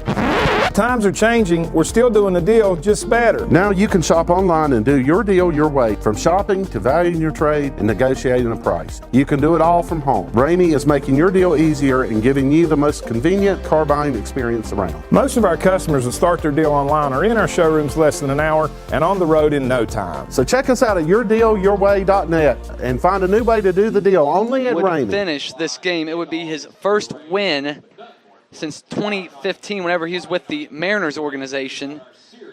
And to go a step further with that, be his first win professionally since July 28th whenever he beat the Dodgers affiliate in the Arizona League.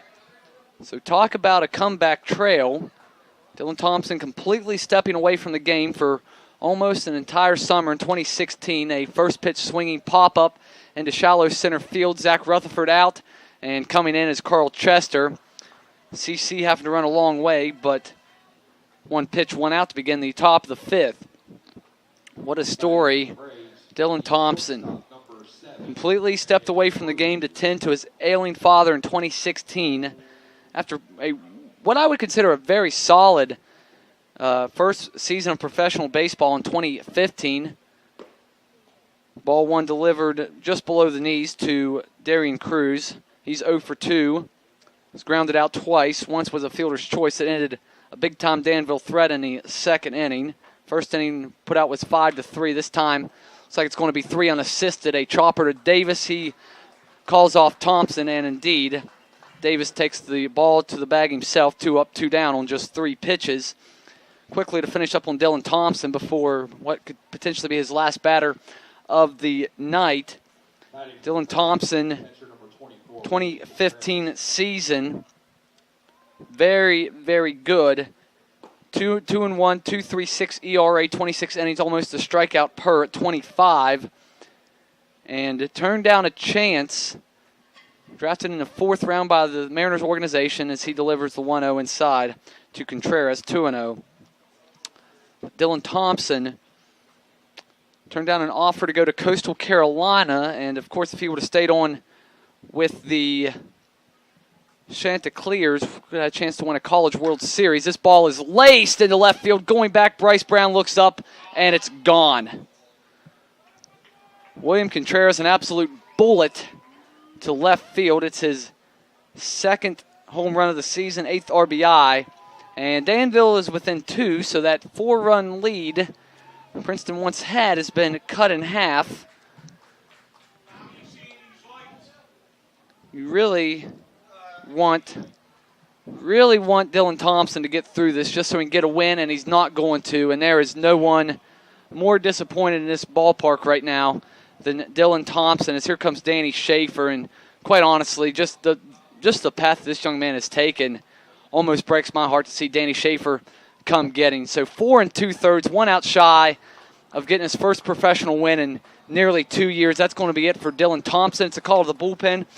We'll introduce you to the Princeton reliever when we come back. This is Princeton Rays Baseball on 103.3 The Way and online at 103.3theway.com.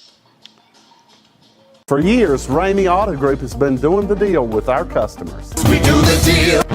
Times are changing. We're still doing the deal, just better. Now you can shop online and do your deal your way, from shopping to valuing your trade and negotiating a price. You can do it all from home. Ramey is making your deal easier and giving you the most convenient car buying experience around. Most of our customers that start their deal online are in our showrooms less than an hour and on the road in no time. So check us out at yourdealyourway.net and find a new way to do the deal only at Ramey.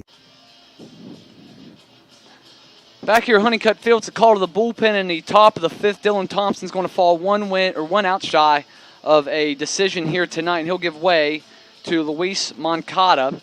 It'll be his 4th appearance and his 2nd out of the bullpen this season. 1 2, 10 2/3 innings of work, 12 hits, 10 runs, 8 of them earned. He's given up a home run, struck out 9, walked 7. Also has hit a batter. Opponents batting .279 off of the 6'1", 150-pound Venezuelan Luis Moncada. After 2 starts that were just absolutely miserable for Moncada, out of the bullpen at Elizabethton, actually followed Dylan Thompson in that game. Went 4 1/3 innings, gave up 2 hits, struck out 2, and walked 1. No earned runs over that time on the mound, and got a win for the Rays. So maybe the bullpen is where Moncada needs to be, because as a starter, 6 1/3, 8 earned runs, and 10 hits. So much better out of the bullpen. Let's see if it can continue for the 19-year-old southpaw. He'll face Drew Lugbauer, not a guy that you really want to be greeted to. Luckily, no one on base in a 2-run game. It's lefty on lefty here, so maybe advantage Moncada, as Lugbauer this year batting .091 and not good. I've said this before, it's not good when you're batting a bingo number as any sort of average. Overall, lefties, righties, does not matter. It's not good when you're batting something in professional baseball, and that's the case with Lugbauer against lefties. Of course, he swings it from the left side as well. He's ahead 2-0, though. Moncada delivers, and this one catches the inside corner for strike 1, 2 balls and a strike. And I would think, if Princeton would hang on to this lead, I'd think that Moncada is almost going to vulture another win here tonight. A nice breaking ball that Lugbauer is all confused on. It's now 2 balls and 2 strikes. The 2 pitch, and this one just got a piece of it. Did Lugbauer, fouled it off his foot. Remains 2 balls and 2 strikes. Lugbauer coming into tonight, been a bit of a Princeton killer.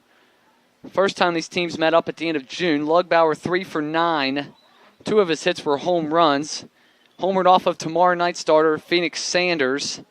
Also homered off of Thomas LeBron, who's no longer here in Princeton. The 2-2 once again by Moncada, and a strikeout. Second time Lugbauer's down on strikes tonight. And the home run is all the Braves get. It's a solo homer by William Contreras.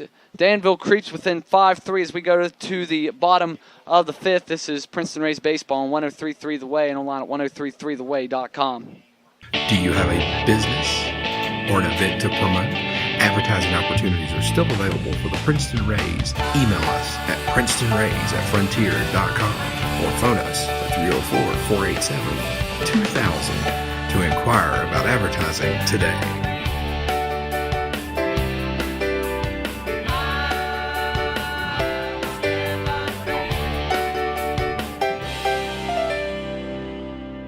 Second reliever is going to be number 34, Keith Weisenberger. Big 6'5" frame, 195 pounds. Native of St. Petersburg, Florida. Was a 3-year starter or 3-year player at Stanford, not a starter because he was a pitcher. Did a little bit of everything for the Cardinal out in Palo Alto. This year for Weisenberg professionally, this will be his third appearance. He's 0-1, a 5.40 ERA, just an inning and 2/3, 3 hits, 3 runs, only 1 earned. He's walked 2, hasn't struck out anybody. Opponent's hitting .333 off of the 21-year-old Keith Weisenberg. Last outing came back on Friday, went an inning, gave up 2 hits, an earned run, and walked a batter. That was against Burlington. Last Monday, went 2/3 of an inning, gave up a hit and walked a batter at home against the Twins. Weisenberg will face Ronaldo Hernandez, Devin Davis, and Bryce Brown, 3, 4, and 5 in the Princeton half of the bottom of the 5th. And need to get you a couple of final lines on a couple of pitchers, both for Danville and for Princeton. We'll do that as we settle in here in the bottom of the 5th. Weisenberg delivers from the right side, and it's ball 1 to Hernandez. First for Princeton's starter Dylan Thompson, 4 2/3 innings, 5 hits, 3 runs, all earned. Gave up the solo shot to William Contreras, struck out 3, and walked 1. 1-0 pitch is fouled back to the screen. It's now 1-1 on Hernandez, who has singled and scored tonight and also popped up to shortstop. Third time up to bat tonight for Princeton's catcher. Weisenberg delivers, and it's an off-speed pitch that catches the inside corner. Nice changeup there by Weisenberg. He's ahead 1 ball and 2 strikes, looking for his first professional strikeout. Weisenberg will kick and deliver. This one runs outside and in the dirt. It's 2-2. Final line on Raymar Navarro, the Danville reliever, first one of the night. 3 1/3, 2 hits, an earned run, struck out 3, did not issue any walks. The 2-2, and this ball almost hits Hernandez. I don't know if I've ever seen more close calls without anyone actually getting hit than I have here tonight. Contreras and Baez have been hit for Danville, but Bryce Brown's had a couple close calls for Princeton. Moises Gomez has almost been hit. This ball is fouled as Hernandez may have chased ball 3. That ball was on the outside corner, but borderline pitch, got to take a cut just to protect, stays 2 balls and 2 strikes. Princeton up 5-3 here. We play the bottom half of the 5th inning from Honeycutt Field. This ball is lifted into foul territory along the first base side. Griffin Benson goes over to get it, but it's going to get into the bleachers by just a couple of feet, so it stays 2-2.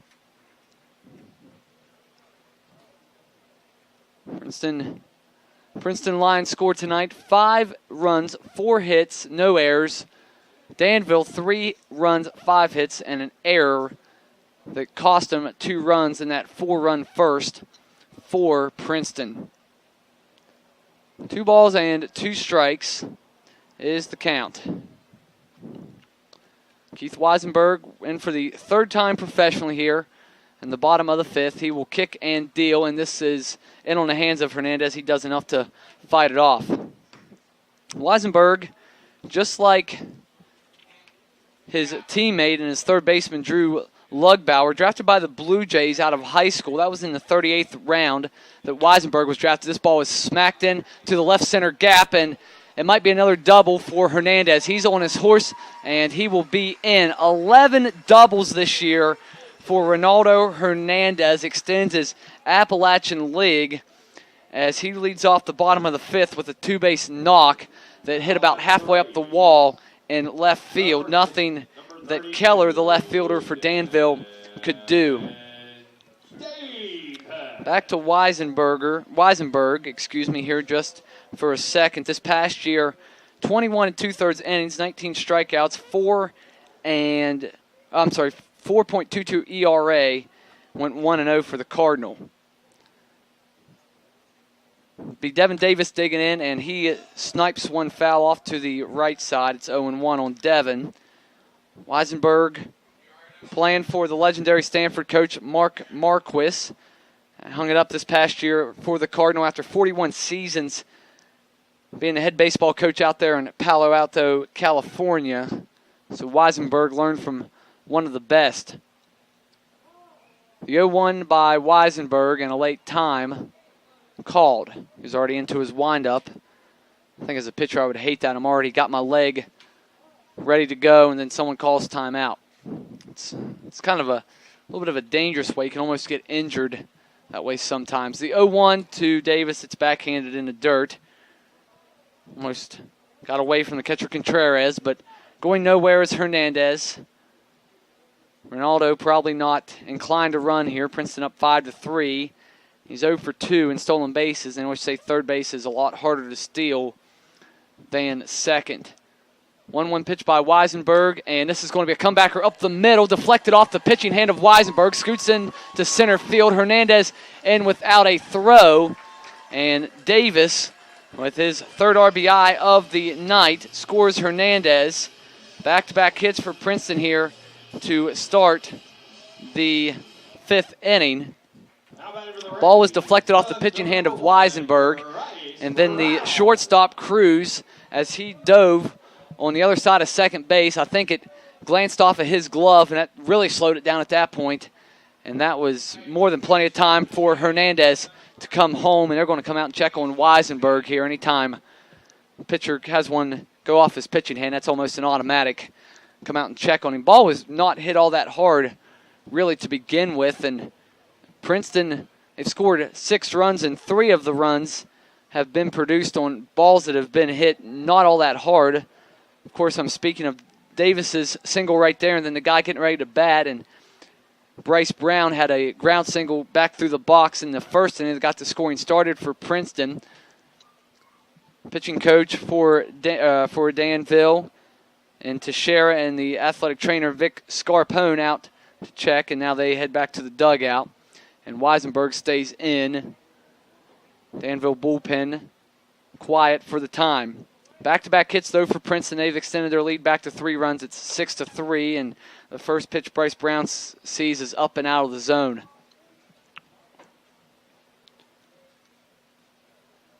Princeton's offense has really kicked it back into gear. Actually, at this present time, Princeton hitting .269 as a team, came into tonight hitting .267. The pause and now the stretch, and running on the play is Davis. Devin with a steal, and ball goes into center field. Got about 2 or 3 steps off a second, just decided just to throw on the brakes there. How about Devin Davis, second stolen base of the year. First one came this past weekend against Bluefield on the road at Bowen Field, and now a second steal here in just a handful of games. Devin, sneaky with his stolen bases. Got to really find an opportune time for him to go. He's just not going to go blindly out there like some other guys you might see in this Princeton order, Bryce Brown, Carl Chester, among others. The 2-0 to Bryce, and he takes on the outside corner. It's now 2-1. Back to this Princeton offense. Whenever they left home here, I guess a week ago, this past Monday, Princeton is batting in the 230s as a team, so 30 points in about 10 days. That's eyebrow raising. A high chopper over the mound, going to be a tough play for Cruz. He bobbles it, and Davis will scoot to third. The only housekeeping item is a hit or an error, and it will be an error. It would have been a tough play, but I think one that Cruz makes, because he came in quite a bit to try to get it. So second error of the game for Danville, and the first 3 batters have now reached for Princeton here. And big hit here from Trey Hare could really make you feel good about Princeton's chances in this game as we play the bottom of the 5th. It's a 3-run Rays lead. Opening game of the series between two Eastern Division foes. Hare will take inside, skips that back left foot out of the way to avoid getting hit, and it's 1-0. Even though in my official scoring book, I just put down a strike for some unbeknownst reason to me. Trey Hare trying to get back on track here, and I mean that. He trying to pick up where he left off in the Bluefield series. He's 0 for 2 here tonight. This is chop foul towards the Princeton dugout, first base side. Now it is 1 ball and 1 strike. Trey Hare was absolutely scorching hot coming into tonight's game. Last game on Monday, 2 for 3, a 3-run blast. Second home run of the season against Bluefield for Trey. Gave Princeton a lead at the time. However, Rays end up losing that game 14-8. This one's spoiled, foul off to the left and out of play. It's now 1-2. Trey's last bat hit a line drive to the third baseman, Lugbauer. Jumped off his feet and robbed a potential extra base hit away from Hare. He's trying to produce here. Runners on the corners, nobody out. 1 run across for Princeton already here. We play the bottom half of the 5th. Long pause by Weisenberg, and then he eventually steps off, and we'll do it again. 14th round selection, Keith Weisenberg, this past year from Stanford. Kind of ironic. Guy from St. Petersburg is playing against a bunch of guys that's trying to eventually get to St. Petersburg. Of course, Tampa plays their home games in St. Pete. This ball is shot foul off to the left. We'll come back and do it again. A ball and 2 strikes. Weisenberg bypassed a chance to play out of high school. Really smart decision. 38th round is really nothing more than a puncher's chance. 14th round, you get some pretty decent money as a 14th round pick, and that's what Weisenberg was this past year.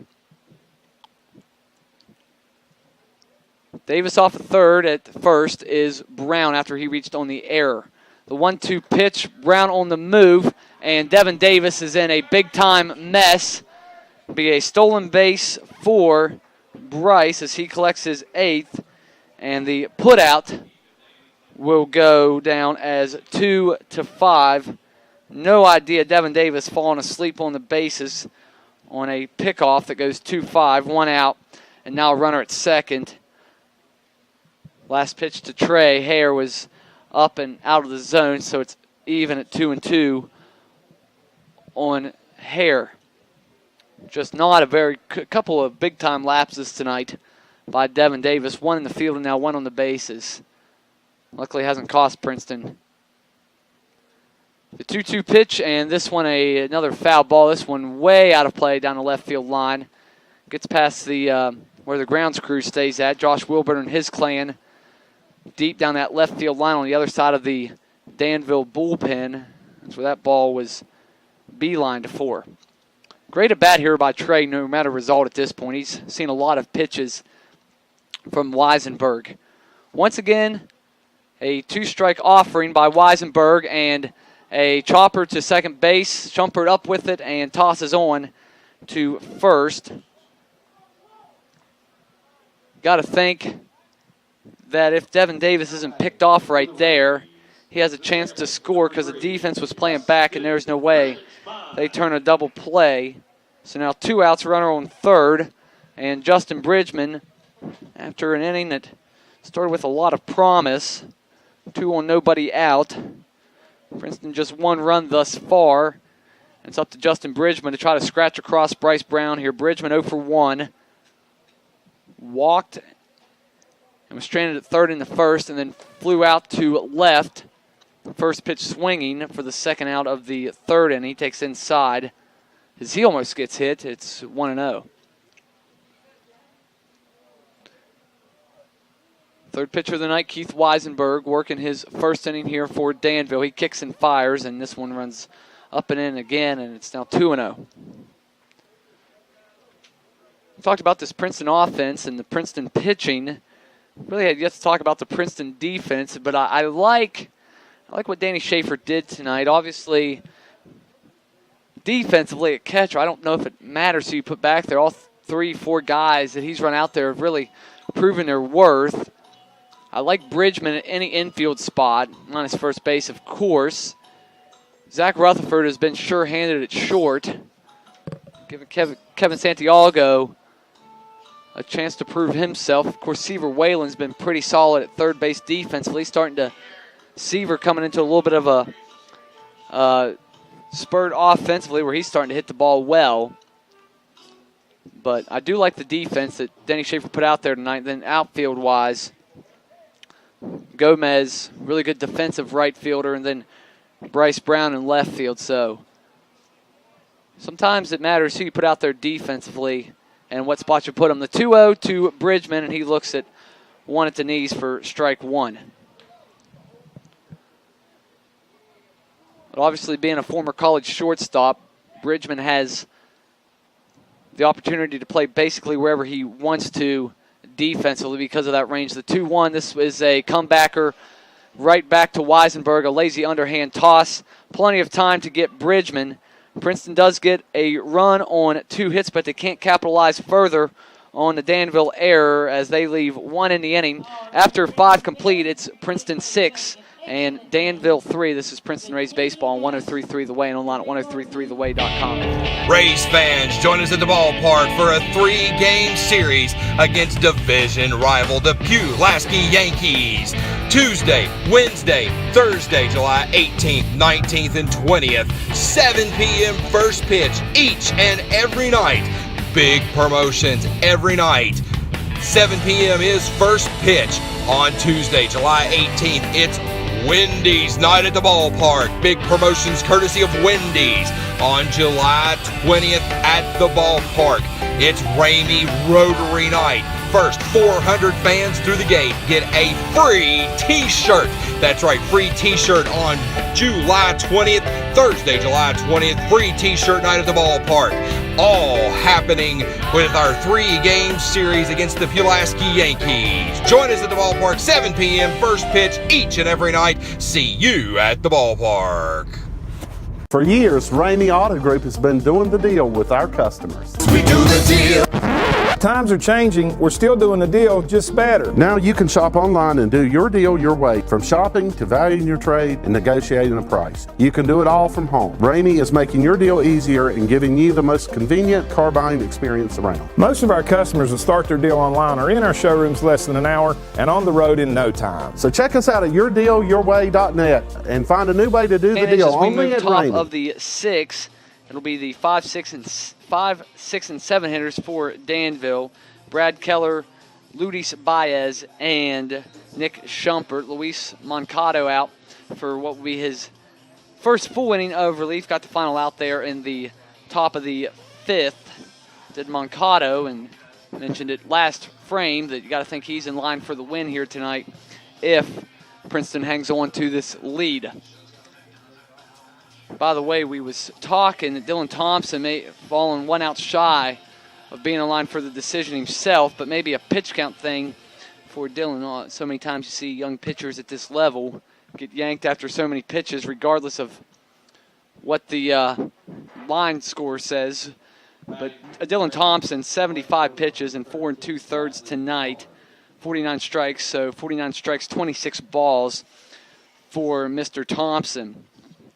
Moncado faces Brad Keller here as he fires a fastball across the belt to start at 0-1. 2 for 2 is Keller. Singled in the second to start things, later scored in that frame. And then he also doubled and scored in the 3rd inning. Came around to score on an RBI single by the guy that will follow him here in Ludis Baez. Nightfall begins here in Princeton as the 1-1 is fouled away. 1 ball, 2 strikes. A cooker here today in Princeton. 91 degrees at first pitch. I had 90 on my car riding in about between 4:30 and 5. I had 90. It's supposed to be just about as hot tomorrow, then cool off for the weekend here. Unfortunately, some showers Friday may put us in a little bit of a pickle for Friday night's game. Have to stay tuned and see, but good weather tomorrow. And for those 6 home games that Princeton had here last homestand, my gosh, couldn't ask for better weather. Most of the nights in the upper 70s. The 2-2 runs high and away. Now, after being in good shape. It's now 3-2. Moncada has run it full here on Keller. So, some of those nights, I don't even know if there's a cloud in the sky at first pitch. The 3-2 and a leadoff walk to start the top of the 6th, and that will prompt Ronaldo Hernandez to come out and chat. Still waiting to hear. There's some chatter around the press box here tonight. If we got to 90 in Bluefield today, of course, free lemonade days, the day after it hits 90 in Bluefield. So I'm still waiting to hear if it got to 90, what the official reading was today in Bluefield. I'll take a short drive down to Bluefield tomorrow and get free lemonade if that is the case. Anyway, I digress, and it's up high. Ball 1 to Ludis Baez, runner on first, nobody out, top of the 6th. Princeton up by 3 runs. It's 6-3. Here comes Jose Gonzalez out. And this is all of a sudden turned into a bit of a situation. Princeton, 4 runs in the bottom of the 1st, jumped out to that 4-run lead, thanks in part to a Danville error, 2 RBI single by Bryce Brown in the frame as well. Princeton, after Danville gets one in the top of the 2nd, they come back in the bottom half. Carl Chester, leadoff triple, scores a couple batters later on Devin Davis's 2-out double. Princeton held off the board until the bottom of the 5th. Davis comes up big again. Leadoff double by Ronaldo Hernandez. He scores on Davis's single back through the middle. That's the 6 Princeton runs here tonight. Another ball delivered by Moncada. Danville runs in the meantime. Got one in the 2nd, left the bases loaded, however. Really could have put up a big number there. The run did come with 2 outs, though. The 2-0 pitch by Moncada, and this ball is into right field, going to hang up. An easy play for Gomez, and one is gone. In the Danville 6th, retreating to first is Keller. Bring up Nick Schumpert. The other Danville runs, they got one in the 3rd on consecutive hits, a double by Keller, and then the single by Baez, and a solo homer by Contreras in the 5th. That's the 3 Danville runs in tonight's game.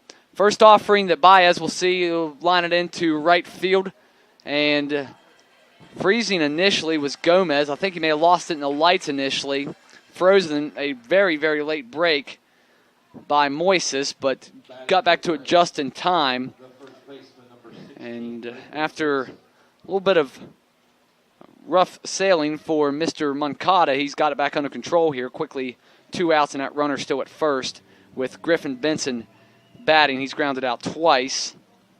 Once to second, and then also to the right side, a put out that went 3-1 in the 4th, and he takes strike 1 at the knees. It's 0-1.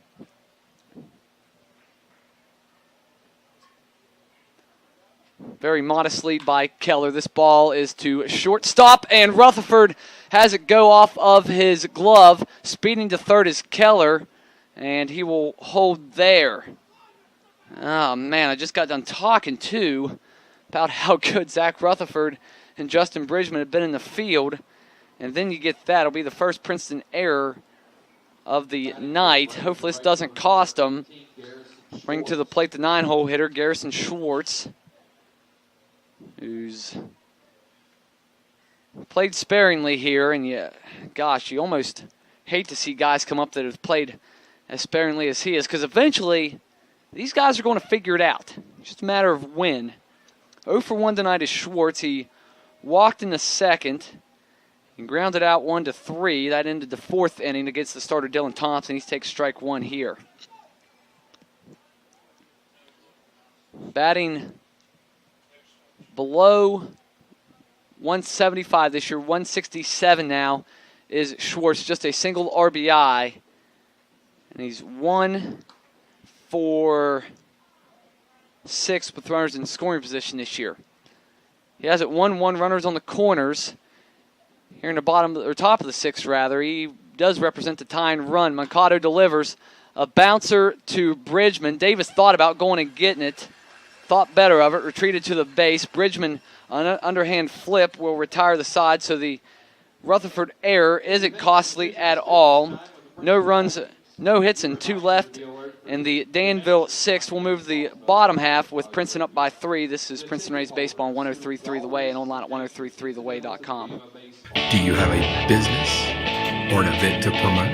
Advertising opportunities are still available for the Princeton Rays. Email us at princetonrays@frontier.com or phone us at 304-487-2000 to inquire about advertising today.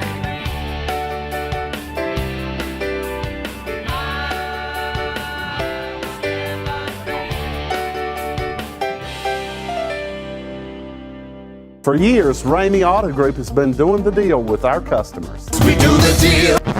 Times are changing. We're still doing the deal, just better. Now you can shop online and do your deal your way, from shopping to valuing your trade and negotiating a price. You can do it all from home. Ramey is making your deal easier and giving you the most convenient car buying experience around. Most of our customers that start their deal online are in our showrooms less than an hour and on the road in no time. So check us out at yourdealyourway.net and find a new way to do the deal only at Ramey.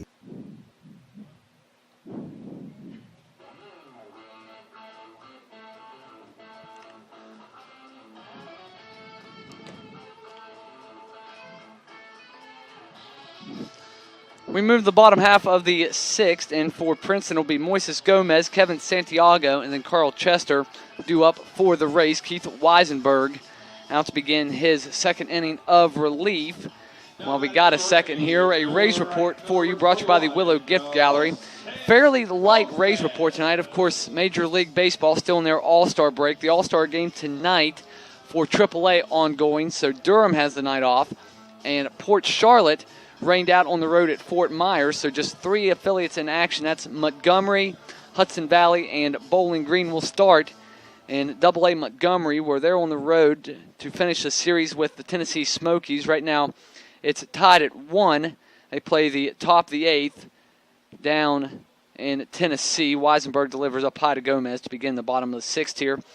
Meanwhile, Bowling Green beginning a series at Kane County. They play the 6th, and Kane County holds a 2-1 advantage on the Hot Rods. And just underway, well, not just underway, but in the 3rd inning, got off to a little bit of a late start in Hudson Valley tonight. The Renegades hosting the West Virginia Black Bears out of Morgantown.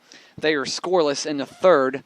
Former Princeton Ray Mikey York on the bump tonight for the Renegades. 1-1 pitches skied into right field, and a late call-off by the right fielder Schwartz of the second baseman Schumpert. That almost turned into an adventure, and it didn't need to be. But the out is recorded on a fly-out to Schwartz in very shallow right field. Gomez is retired. Second time he's flown out to right field tonight, and that'll bring up Kevin Santiago, who's looking to reach for the first time. Struck out swinging, and then bounced out 3-1 to begin the 4th inning. That's his 2 at-bats here tonight. Third baseman Lugbauer comes in on the cut of the grass. This ball is laced foul off to the left and out of play. Santiago maybe trying to get a cheap hit here. Snap out of a big-time funk for him. He will almost get hit as he dodges out of the way of that when it runs to the backstop, and it runs the count 1 ball and 1 strike. Thanks so much for being with us tonight here, Honeycutt Field. Opening game. A 3-game set between Danville and Princeton. This one runs up and out of the zone. 2 balls and a strike. Wes McKinney with you at the field tonight. We play the bottom of the 6th. 7 o'clock first pitch tomorrow night. 7 o'clock first pitch Friday night. We're on the air at a quarter of the hour both nights. The 2-1 by Weisenberg is ripped foul once again off to the left side. Is 2 balls and 2 strikes. Princeton, brief 3-game stay here. Then they're on the road. We'll play Bristol for the 2nd and final time this season as they go to the Tri-Cities to take on the Pirates, a team that's scuffled ever since they left Princeton at the end of June. The 2-2 is chop foul up first base. It'll stay 2 balls and 2 strikes. Then starting a week from last night on the 18th, Princeton will start a 6-game homestand. They'll welcome in what is currently the first place Pulaski Yankees in the East. That's followed by 3 with Kingsport. The series with the Yankees as a ground single will scoot through the right side for Santiago. And he will have his first hit here tonight. It's the 7th overall hit for the Rays in the game. Leadoff man aboard, bottom 6. Pulaski series beginning next Tuesday, Wednesday, Thursday. Then starting Friday, July 21st, we'll have Kingsport in here for 3. Princeton actually will have a 9-game stretch, or a 12-game stretch where they play 9 of those at home after they get through on the road at Bristol. Carl Chester digs in. He takes ball 1 in the dirt. After that 6-game home set, it's 3 on the road at Greenville, then back here for 3 with Elizabethton. And my gosh, after that Elizabethton series, July is basically over with. It's kind of crazy to think about. The 1-0 is outside. Now it's 2-0. 34 home, 34 away.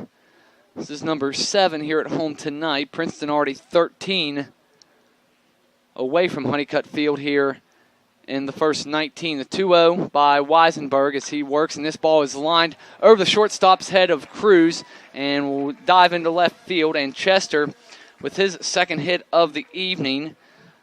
Going on to second is Santiago, and there's 2 on and nobody out here. And all of a sudden, the Danville bullpen, once quiet just a moment ago, will now get into business.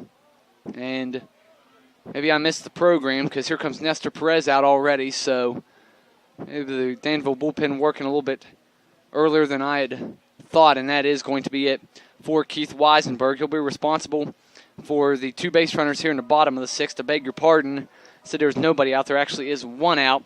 As Weisenberg departs, he gets 4 outs and will be responsible for 2 runners as he exits. It's called the bullpen here at Honeycutt Field. We'll come back. This is Princeton Rays Baseball on 103.3 The Way and online at 103.3theway.com.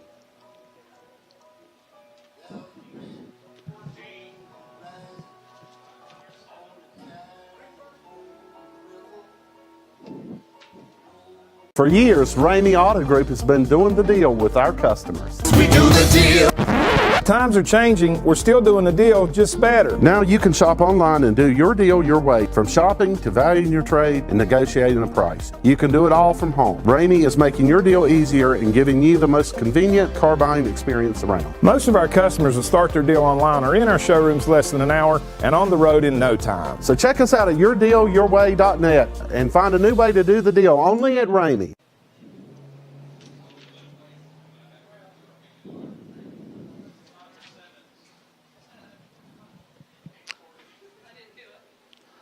Fourth pitcher of the night for Danville here in the 6th inning. It's a call of the bullpen, and Princeton is really getting into that Danville bullpen in the first game of this series. It's the 4th appearance for Connor Simmons. 2.70 earned run average, 3 1/3 innings, 4 hits, an earned run. He's struck out 2 opponents, hitting over 300 against the Southpaw at 308. Connor Simmons, a native of Baxley, Georgia. 6'2", 160 pounds, as I mentioned, throws from the left side. Played for 3 years at Georgia Southern University. In his career, 3.52 earned run average, 76 total games. He pitched 145 2/3 innings. Really good year this past year in his final year pitching for the Eagles. 4-1 record, 2.39 ERA, 29 games. No starts, struck out 35 in 37 1/3 innings. Did the 6'2", 160-pound Connor Simmons. Keith Weisenberg, line not quite final on him yet. Does go an inning and a third, 4 hits, gives up a run, albeit unearned.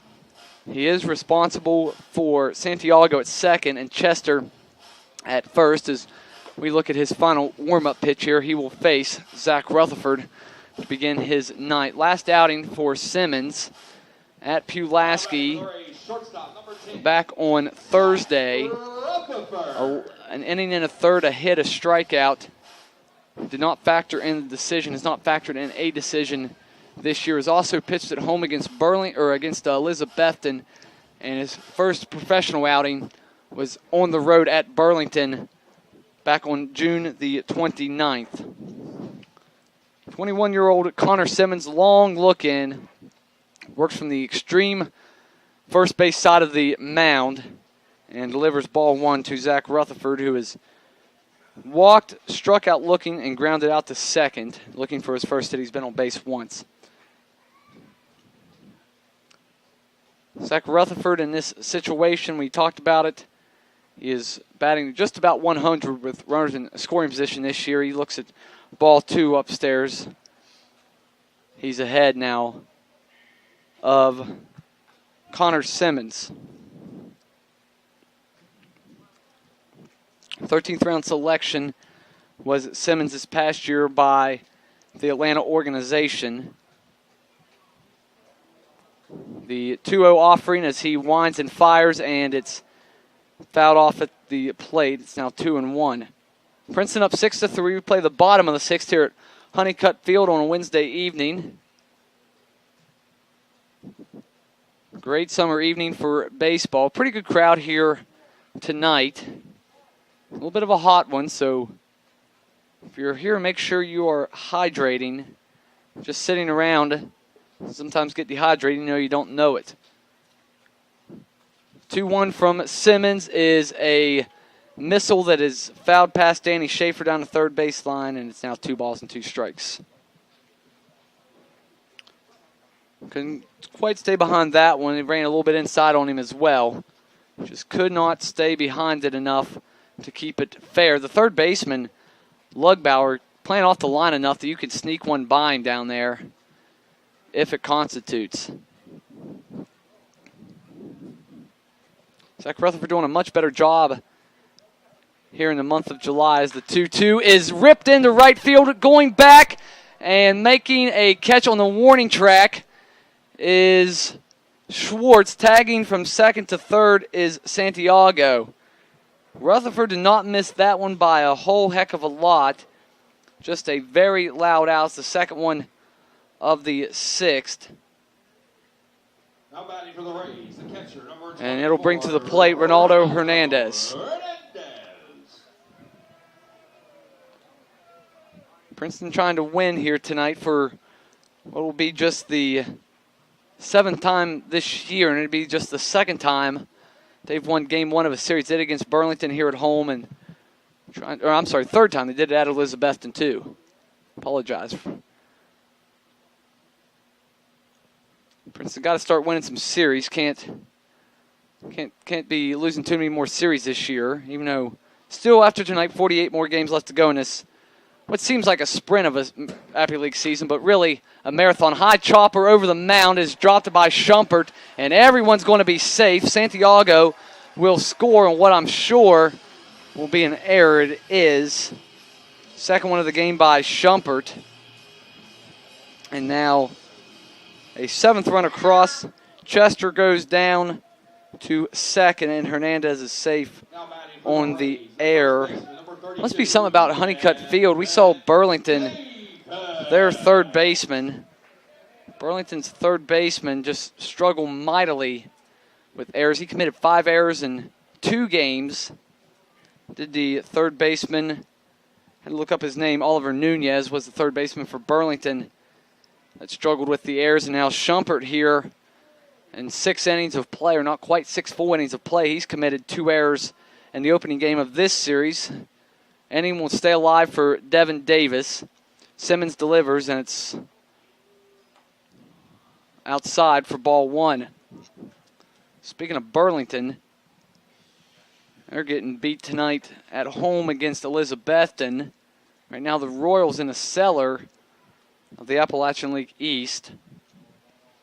7-3 is the score at Burlington. Appy League update presented by Chick-fil-A of Oakville Road in Princeton. 7-3 is the score there. Good affair tonight in Pulaski. Yankees and Mets going back and forth. Right now it's Pulaski up 5-4. Good series starting tonight in Bluefield, what should be a good series.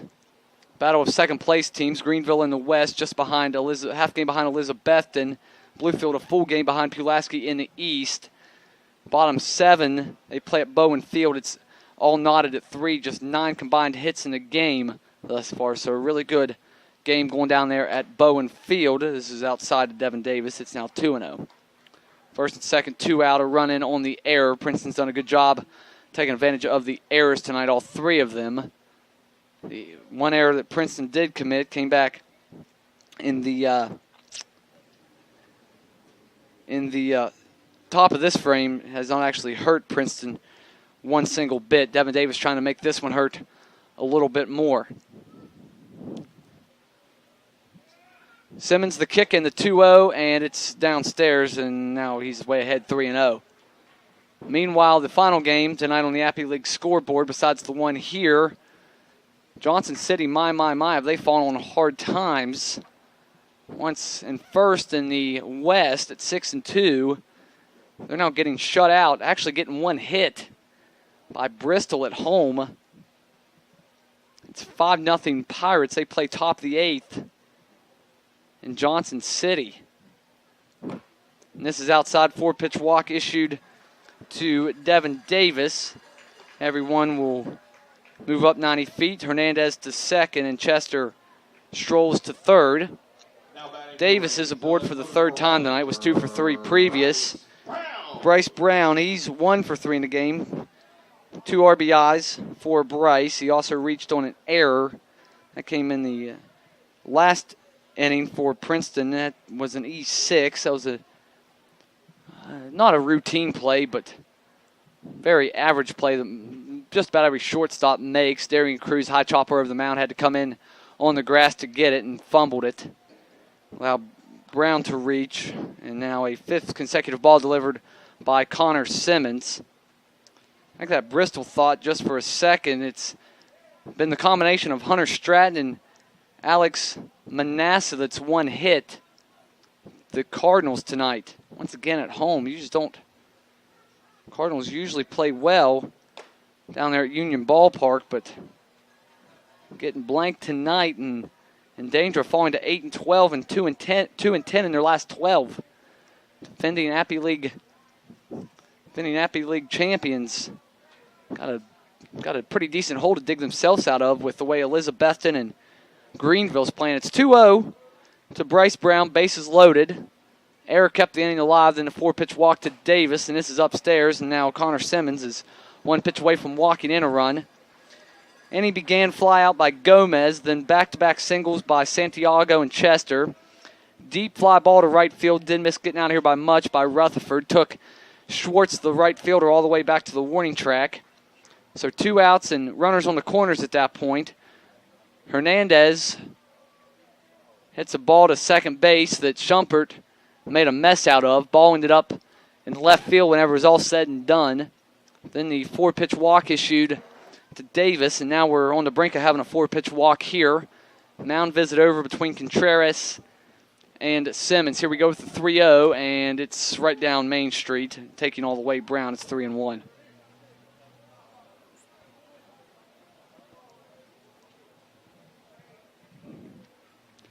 Bristol offense coming alive tonight. Just saw them score 21 runs in the first 2 games of the series here at Honeycutt. 3-1 the count to Bryce Brown, and a 4-pitch walk. Come on down, Carl Chester. A 2nd run in for Princeton here in the bottom of the 6th. Bryce Brown making it a 3 RBI night for Bryce Brown. It'll now be his 10th RBI of the season. Here comes the pitching coach for Danville. So we'll have a visit. Trey Hare will dig in. Trey Hare is the only Princeton batter that has not reached in some form or fashion tonight. Even though technically Moises Gomez has not reached, he was aboard on an error. That doesn't count in the official reach base safely streak. But Gomez has reached. Hare is yet to reach. Struck out, lined out, and grounded out. I mentioned this Princeton offense, how it's come alive in a big way. Only 8 hits tonight, though. 8 runs, 8 hits, an error. 3 runs, 5 hits, 3 errors for Danville. So Princeton played really well, offensively at least, at Bluefield. Did squander a few chances here and there. Maybe a chance to score a few more runs, but couldn't. But, man, that pitching staff just hurt Princeton. But you can't really blame it all on the Princeton pitching staff because Bluefield has one of the best, if not the best, offense in the Appalachian League right now. Ryan Note has been really good. Kevin Smith, the Maryland shortstop, has played well for Bluefield, the former Maryland Terrapin Kevin Smith. So you can't blame it all on Princeton pitching because Bluefield's offense is really, really good. Trey Hare takes up high, and out of the last 11 pitches that has come out of the left hand of Connor Simmons, 10 of them have been balls. 8-3 is the score, bottom 6th. Princeton has scored in 4 of the 6 innings of play thus far. Trying to take game 1 here. Here comes the pitch, and this one is grounded through the right side. Here comes 1 run in. Devin Davis is going to get a stop sign from Danny Schaefer, and the bases will remain loaded, but Trey Hare, an RBI single, number 19 on the season, and runs batted in for Trey, and Princeton stays in business in the bottom of the 6th. And right now this is Connor Simmons' game. Nestor Perez turns it over to him. Scoring on the play, Ronaldo Hernandez. That's the 3rd time that he has scored tonight. 17 runs now scored on the season for Hernandez. It's basically him and Chester having a contest, see who can score the most runs for Princeton this year. Both have scored 3 times. Chester 18, Hernandez now 17. His strike catches the outside corners. For the 2nd time tonight, Princeton is guaranteed to bat around. Justin Bridgman, 9th guy to bat. Princeton did it in the 1st inning as well. And what's completely odd is they've batted around twice in 6 innings. They've been retired in order twice in 6 innings. That came in the 3rd and the 4th inning. Bases loaded for Justin Bridgman. He is 0 for 2 with a walk tonight. The 0-1, and this ball is fouled back to the screen, and he's behind 0-2 as Connor Simmons tries to wiggle out of an absolute mess. Book finally closed, by the way, on Keith Weisenberg. Inning in a 3rd, 4 hits, 3 runs, 2 earned. That ERA spiking up to 9. Didn't walk anybody, didn't strike out anybody either, did the righty Keith Weisenberg. It's been turned over to Connor Simmons, who's already been charged with the run that Hernandez scored.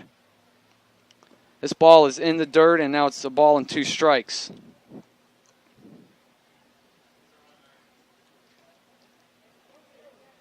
Actually, check at the run that Simmons gave up. It is unearned. Should have been out of this inning long ago. The ball that Hernandez hit, error. Princeton's got some outs to play with here. The 1-2 pitch is grounded foul towards the Danville dugout. Stays a ball and 2 strikes on the second baseman, Justin Bridgman.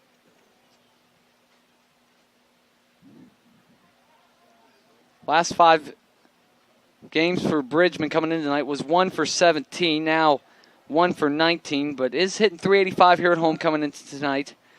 Is .400 with runners in scoring position this year, 4 for 10.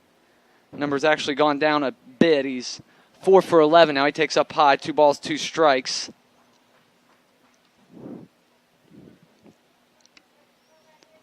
A game that has not been has not done any favors for the pace of play that baseball is trying to install. Bottom 6 here, we've been playing for just a little over 2 hours and almost 2 hours and 20 minutes here. And we're in the bottom of the 6th. This is up high, and Bridgman has worked himself a nice little at bat here after being behind 0-2. Fouled off a couple pitches, saw a ball, then fouled off another one, and now 2 consecutive balls has run at full 3-2. And Danville, this was a team that I talked about last homestand that they'd been pitching really, really well. They'd thrown like 2 shutouts in their first dozen games or so. I was really excited to see them pitch it here, but man, they have not been good. This ball lifted into right field should be a can of corn for Schwartz. He camps under it. It is. Princeton will leave the bases loaded, but they do get 3 runs on just 2 hits. An error by Danville, their third of the game, helps the cause out. Also, a series of walks also was a major factor. Princeton with 3 more across. They now lead at 9-3 as we move to the top of the 7th. This is Princeton Rays baseball on 103.3 The Way and online at 103.3 Princeton Rays join us for a 3-game series as we battle the Kingsport Mets on Friday, Saturday, and Sunday, July 21st, 22nd, and 23rd. First pitch on Friday and Saturday, 7 p.m. Sunday special, 5 p.m. first pitch. Fantastic promotions each and every night. Special Saturday promotion, July 22nd. Earlier in the day on the 22nd, don't forget our Princeton Rays Youth Clinic. Contact our front office at 304-487-2000 for information on the Princeton Rays Youth Clinic. That night, all area Little League teams invited for pregame ceremonies. For more information, contact our front office. Little League night at the ballpark, Saturday night, July 22nd, 7 p.m. first pitch. Kingsport Mets 3-game series, Friday, Saturday, and Sunday, July 21st, 22nd, and 23rd. Order will start us off in the 7th inning. Israel Wilson, Darian Cruz, and William Contreras. And Princeton a much more comfortable lead. It's their biggest of the game. As we go top 7 here, they lead by 6. They led by 4 on a couple of other occasions this evening before.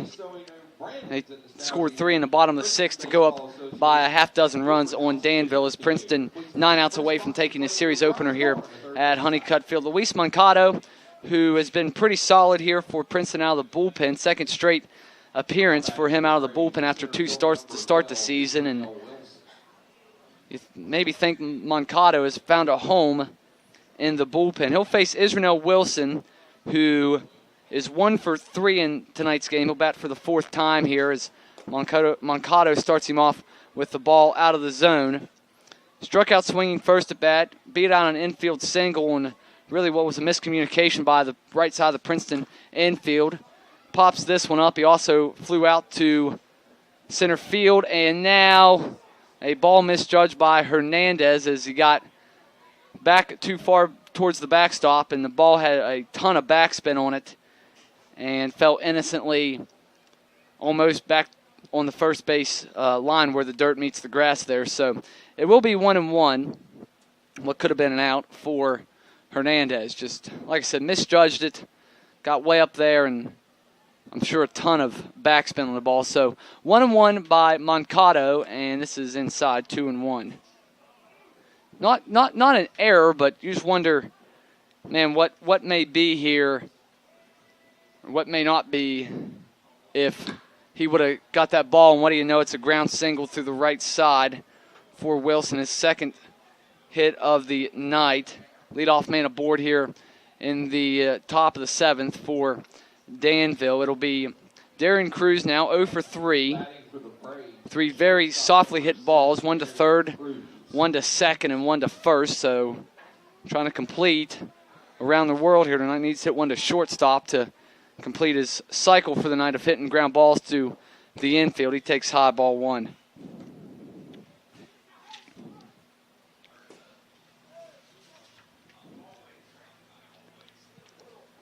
Young shortstop Darian Cruz trying to get something started here for Danville. He looks at a ball just off the corner inside. I was getting ready to say looks at a strike. 18 years old, Darian Cruz. Won't turn 19 until October the 3rd. He was actually between Princeton and Danville, or between Danville and the GCL, rather, last season. I don't remember him last year at all, to be honest with you. But batted 183, 10 runs, 5 RBIs, 4 doubles, and 3 triples in his time with Danville. The 2-1, and he swings and misses. Would have been 17 at the time. 2 balls, 2 strikes now to Cruz. Also, a little bit of time this season between Rome and Danville. as he fouls a ball off down the right field line. Remains 2 balls and 2 strikes. In his career versus Princeton, he's now 2 for 13. 2 for 13 with 2 RBIs and 3 strikeouts against Princeton. And I have here, I should have read this. The reason I don't remember him from last year is because he didn't play. He didn't play against Princeton last year. He's down on strikes, so now a 4th strikeout against the Rays this year for Darian Cruz. He's back to the dugout, 1 out, top of the 7th. William Contreras will come up to bat. He's 1 for 3, has the solo homer. Came back in the 5th, got Danville within 5-3 at the time. Takes a breaking ball in the dirt. Scoots away just a couple of feet from Hernandez. Nowhere to warrant Wilson going anywhere, so he'll remain at first.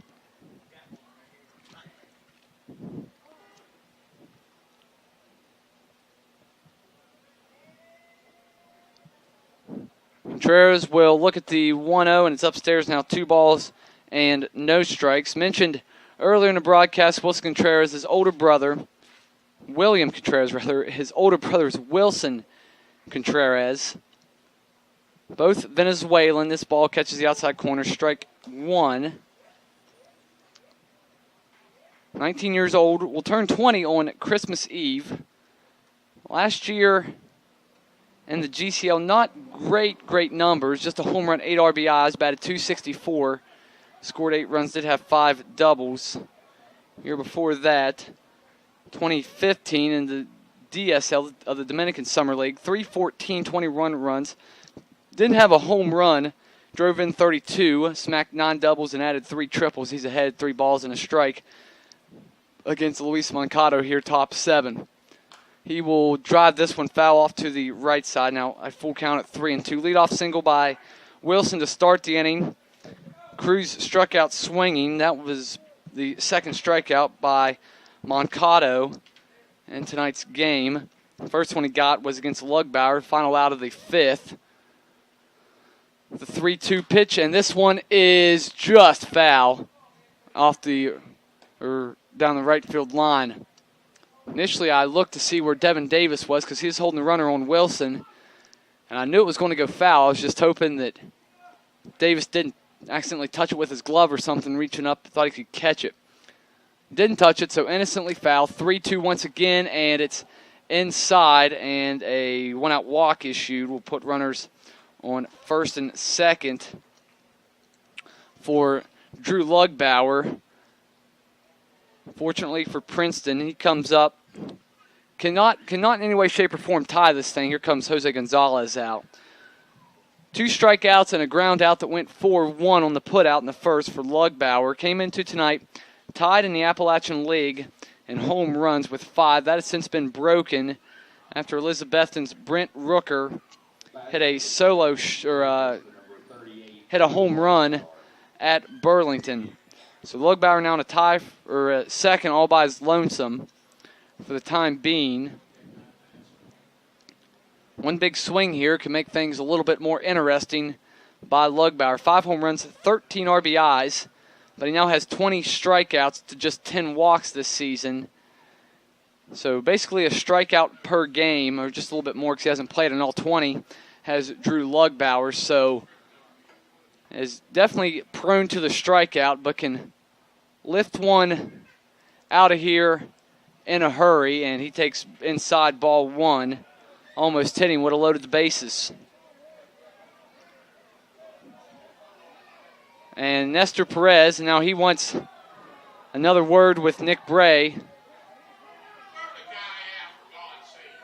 They're saying that this one hit Lugbauer, I believe. That's what Nestor Perez is protesting. And that's not going to work. And here's the bad news, or here's maybe the worst news for Nestor Perez at this point is he's got to have a communication with Nick Bray and Harley Acosta for the next 2 nights, and they have thrown somebody out of here. It's not the manager Nestor Perez. It's a bench coach who's just been tossed out of here. Nestor Perez trying to hold him back. I still am not 100% sure who just got run out of this ball game. It's a bench coach for Danville, however. We'll try to track this one down for you. And it is actually the hitting coach, Barbaro Garby, has been ejected from the game. So the Danville hitting coach is gone. Nestor Perez might be next. It honestly is a little bit of a shock to me that Nestor Perez hasn't been thrown out. Here comes the first base coach, Porky Lopez. He's coming across to have a word. Nestor Perez might be working on one now here too.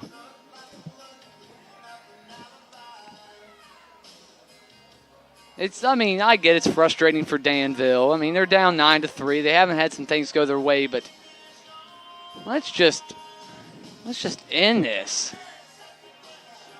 Either throw Nestor Perez out or move the game along. Really a bunch of guilty parties here. We're trying to move the game along. So Lugbauer doesn't get hit by the pitch. Second, about the third or fourth really controversial call we've had, or I don't even know if you call it controversial. It's just Danville, I think, trying to stir the pot a little bit. Ball gets away from Hernandez, and each runner is going to move up 90 feet. This game has been, you talk about bizarre. It's been that and then some. Waiting to see what they rule here. Wild pitch, pass ball. Really, it almost looks like a pass ball. Wild pitch will be charged to Moncado, and we haven't got to a soupy mess yet, but we're getting there. 2-1's foul back to the screen. 2-1. The cheese is not binding, but if this thing doesn't hurry up and end, it may very well get sticky. Princeton infield will give up a run for an out here. One out in the top of the 7th. Runner at second and third. Davis under his glove, and one run will score, and somewhat of a late stop sign. It's an RBI single for Lugbauer, number 14 on the season for him. Ground single through the right side will score Wilson. Going to third, Contreras. Guess looking for something to be positive about here. This will set up a double play. Lugbauer doesn't run well. Keller doesn't, average runner is Brad Keller. Now Garrett Anderson will swing into action in the Princeton bullpen. Danville gets a run back after the 3-run Princeton bottom half of the 6th. They're now within 9-4. One run in here for Danville in the top of the 7th. Also one gone, as in one coach gone. Barbaro Garby, the hitting coach for Danville, tossed during that at bat from Lugbauer. Keller takes in the dirt. Keller's reached all 3 times. He's 2 for 2 with a walk. He's scored twice. And I was going to say he's driven in a run, but that's actually false advertising. He actually has not driven in a run here in tonight's game. It's interesting to see how much longer, there we go, they let Moncado go. This ball's golfed into left field. It's going to get down for a hit. Jogging home is Contreras. Stopping at second will be Lugbauer. Line keeps moving for Danville. We're back to a 9-5 game. For Keller, so now he does drive in a run. It's his 8th RBI. The designated hitter number 27, Luis Baez will dig in. He's driven in a run. And there's your answer on how much longer Luis Moncado is going to go. He won't even get to face Baez. Danny Schaefer out. And Garrett Anderson hasn't made the call yet, but now Danny Schaefer, I think, just coming out to buy time right now. I'm going to step away. I think Danny Schaefer trying to buy a couple extra pitches for Anderson in the bullpen. Here comes Nick Bray. And there's the call as Danny Schaefer gets the ball from his left-handed reliever, Luis Moncado. That's going to end his evening. Garrett Anderson coming in. We'll talk about G-Man whenever we get back. This is Princeton Rays Baseball. For years, Ramey Auto Group has been doing the deal with our customers. We do the deal. Times are changing. We're still doing the deal, just better. Now you can shop online and do your deal your way, from shopping to valuing your trade and negotiating a price. You can do it all from home. Ramey is making your deal easier and giving you the most convenient car buying experience around. Most of our customers that start their deal online are in our showrooms less than an hour and on the road in no time. So check us out at yourdealyourway.net and find a new way to do the deal only at Ramey.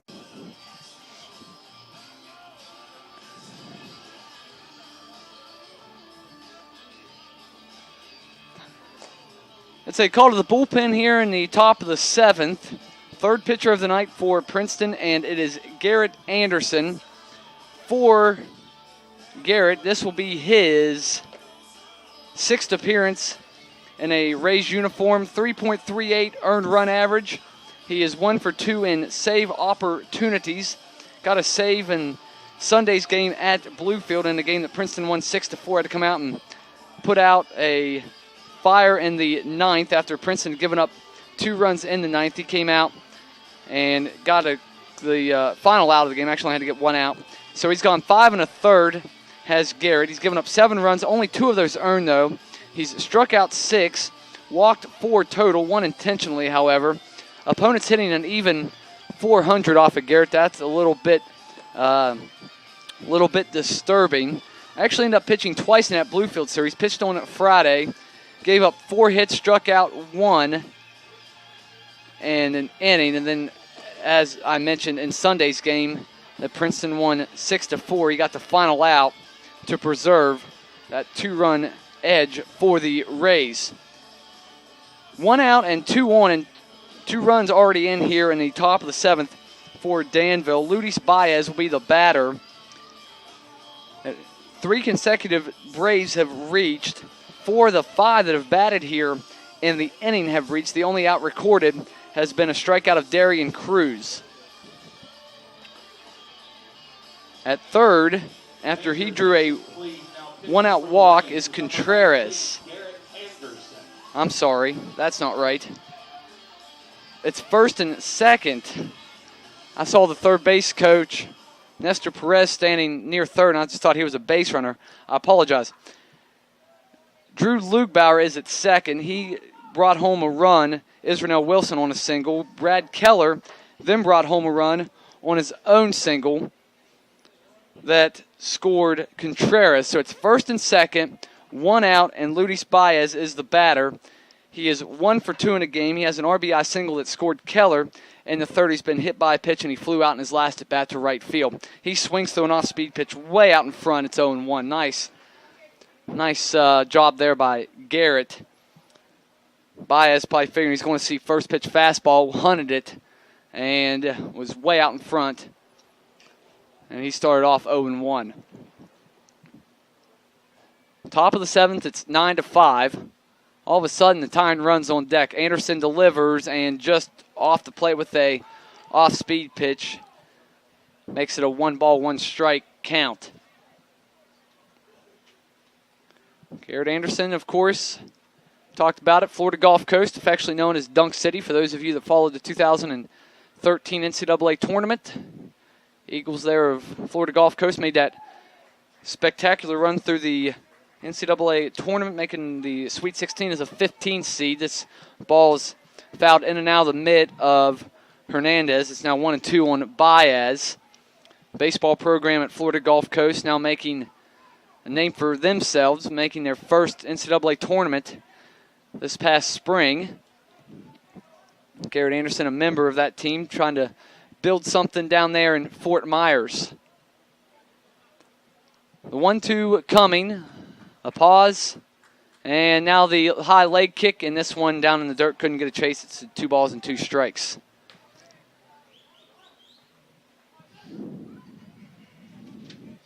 Tomorrow night's starter, if you're wondering who that's going to be Phoenix Sanders for Princeton. And then third game of this series, it's going to be Riley O'Brien getting the ball for the Rays.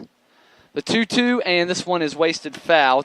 Remains 2-2. Meanwhile, tomorrow night for the Braves, have a second.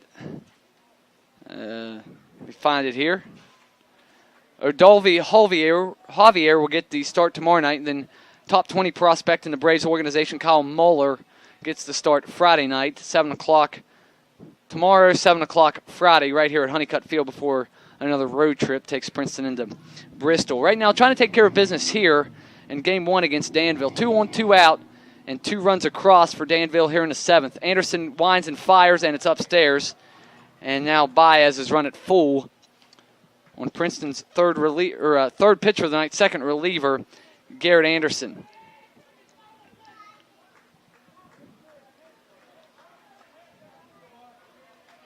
Away from second, Lugbauer. At first is Keller.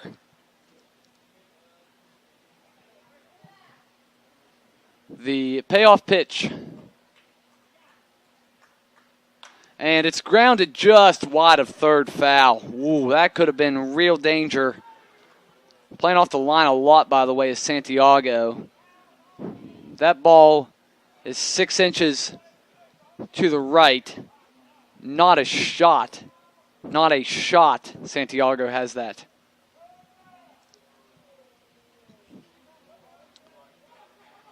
Update on that one hitter that Bristol's producing as a team in Johnson City. They're bottom of the 9th, and Johnson City still with only 1 hit tonight. Plenty of offense here. 9-5, top of the 7th. The payoff pitch again, and he's going to be tied up, and it's foul. Anderson ran a fastball in on the hands of Baez, and I mean, you talk about fisting one and somehow getting it foul. That was textbook right there. We'll have a third consecutive 3-2 pitch. Final in Pulaski. Yankees hold off the Mets 5-4. Yankees first team to 15 wins. They are 15-5. Deep drive into center field, but very playable for Carl Chester. Now actually comes in a couple of steps. And bluffing the tag is Lugbauer. He's going nowhere. Lugbauer, excuse me. Now 2 outs, and we're 1 out away from getting out of a little bit of a sticky situation. Nick Schumpert, tough night for him. He is 0 for 3 at the plate. Struck out, we think, actually having a conversation up here in the press box between innings. He had that weird strikeout swinging that got away from Ronaldo Hernandez. And we're thinking it may have been batter's interference up here. We're still not 100% sure, but we're maybe 90-95% sure it was batter's interference. Anderson, another long pause, checks the runner Lugbauer, now comes home with it, and a beautiful off-speed pitch, 0-1. Another Appy League update for you. Mentioned Pulaski gone final. They're 15-5. Greenville takes game 1 over Bluefield at Bowen Field. Astros get a 5-3 win after scoring 2 in the 9th to break a 3-3 tie. Happy League update presented by Chick-fil-A of Oakville Road in Princeton. The 0-1 tap foul behind home plate, 0-2. Anderson not working fast, but working at a pace that he is comfortable with and trying to get out of the soup here.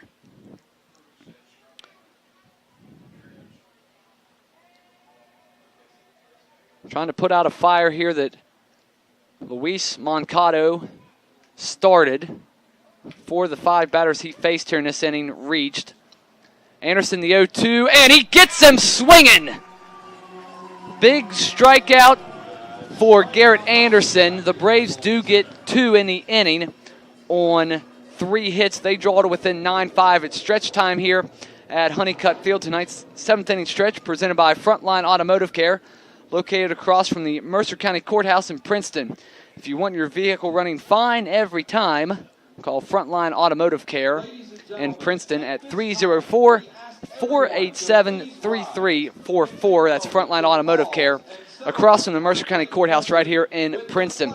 Got to step away. We'll come back for the bottom of the 7th. This is Princeton Rays Baseball on 103.3 The Way and online at 1033theway.com.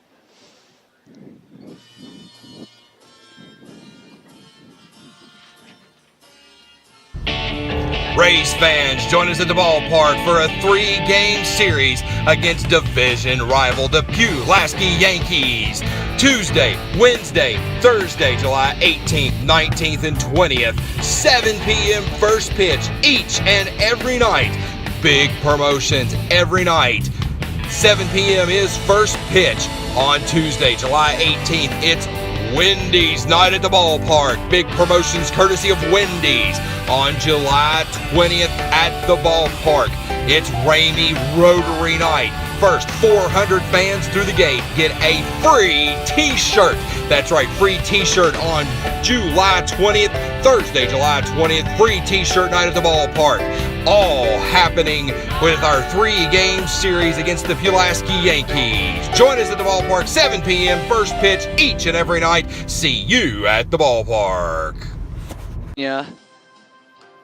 Is 20 years old, actually just celebrated his birthday last month, did Gilbert Suarez, and was a 18th round draft pick by the Braves in 2015. Had a signing bonus of $100,000, 6-figure signing bonus for Mr. Suarez. Really good numbers last year in the GCL. Spent the last 2 years, matter of fact, with the GCL. Last year, 1-1. 0.76 earned run average, 23 2/3 innings, 16 strikeouts, 5 walks. Actually, a very interesting story by for Mr. Suarez here. Mentioned played in is from Chula Vista, California. Played at San Ysidro High School, which is in San Diego. Led his team to the San Diego City title during his senior year of high school. His teammate, who was actually a better pitcher than he was in high school, was kind of a 1-2 punch between Gilbert Suarez and a guy named Octavio Arroyo. He was drafted by the Marlins, was Arroyo in 2015 in the 24th round, even though he put up better numbers than Suarez. However, the Marlins was taking a little bit of a flyer on Octavio Arroyo, basically because he had been deported to Mexico. I guess he didn't have a visa or a passport or whatever. First pitch swinging for Princeton's Moises Gomez, and he is out on a line out to center field.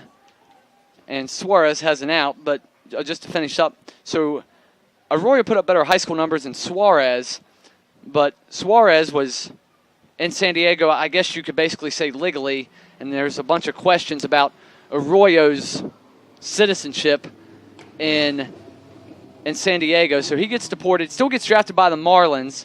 Looked him up, could not find Octavio Arroyo in the Marlins system. So there's that story for you. Gilbert Suarez in his 3rd professional season now. And has not, this first year in Danville has not been pleasant.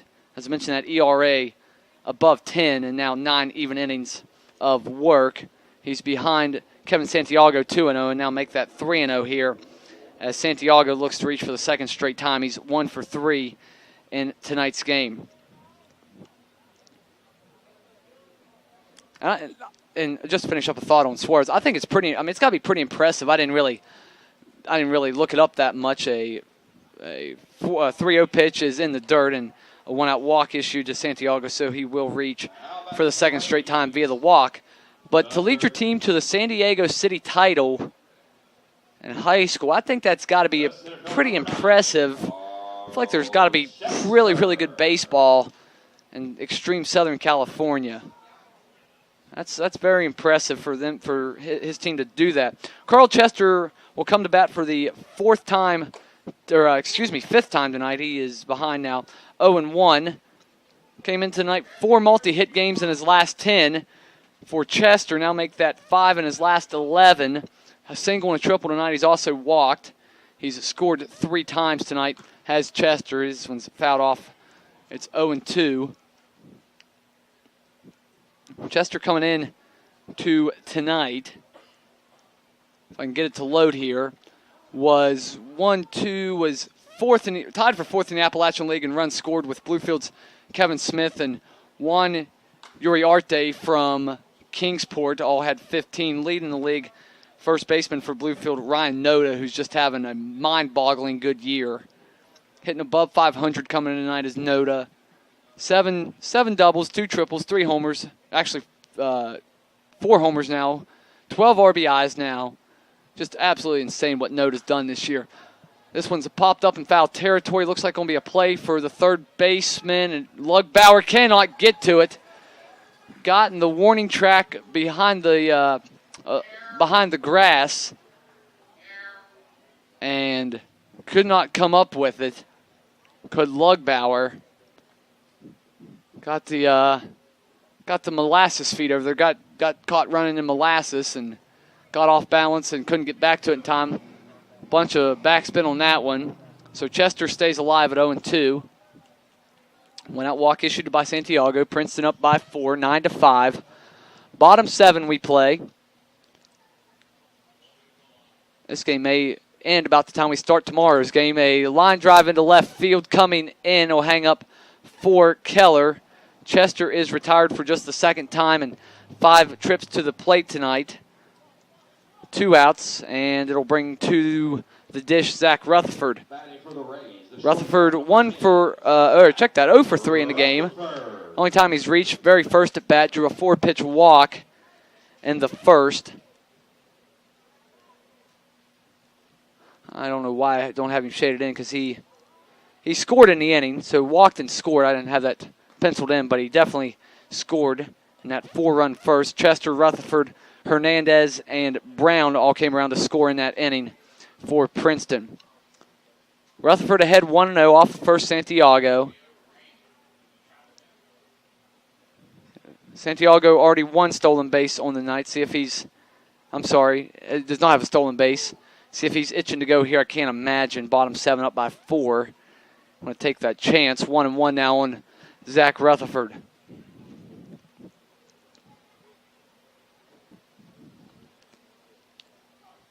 And he will run. It's hit towards the shortstop. And, wow, it gets over the shortstop's head, or over the first baseman's head on the throw. It'll be a second error on Cruz. Both middle infielders for Danville tonight have 2 errors apiece to make up their 4. Santiago scoots on to third. With Santiago in motion, it didn't mess up the shortstop because the second baseman was going to cover. And the ball was rolled just a bit to Cruz's left. He had to make about 2 or 3 shuffles towards second and could not get it. So the 4th error keeps the inning alive with 2 outs. Ronaldo Hernandez bats for Princeton. He will be tied up and nub it back to the backstop. A knuckler that I didn't know if he was going to get back to the backstop, but it does. 0-1.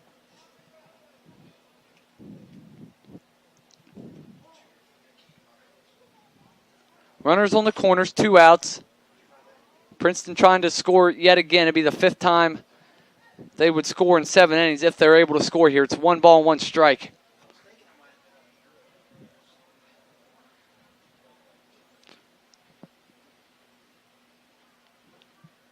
Infield looking for just 1 out. They got to force it second if they want it. The 1-1 by Suarez. It's a high chopper to third. Gets over Lugbauer. It's going to scoot into left field down the line. Digging for second is Hernandez, and he's in there. A hustle double by Ronaldo Hernandez. Make it now 12 doubles. Rutherford stops at third. Santiago scores. It's the first RBI, rather, of the evening for Hernandez. It puts him in double digits and runs batted in this year. I mean, that is the textbook definition of a hustle double. And what's crazy is the fact that Hernandez has more doubles. Hernandez has more doubles than he does RBIs this year. 12 doubles, 10 RBIs. You don't see that very often at all, matter of fact. So the beat goes on. That run will be unearned against Suarez. Princeton gets double digits in runs tonight. It's now 10 runs for the Rays. Devin Davis Big night for him. 2 for 3 thus far. He's struck out swinging, doubled in the second, got an RBI out of that. Also singled and got an RBI out of that, scoring Hernandez and Chester respectively on those runs batted in. He takes ball 1 here. Davis 12 RBIs on the season now. Second and third, 1-0, and it's across for strike 1. So Suarez hasn't been bad here for the Braves, despite what the numbers suggested him coming in. His defense has killed him. He should be sitting in the dugout right now. The 1-1, and Davis checks the swing and holds, and it's in the dirt 2-1. And here comes Wilson Contreras out to talk to Gilbert Suarez. Actually, not a conversation, just decided to hand deliver the ball to him that time.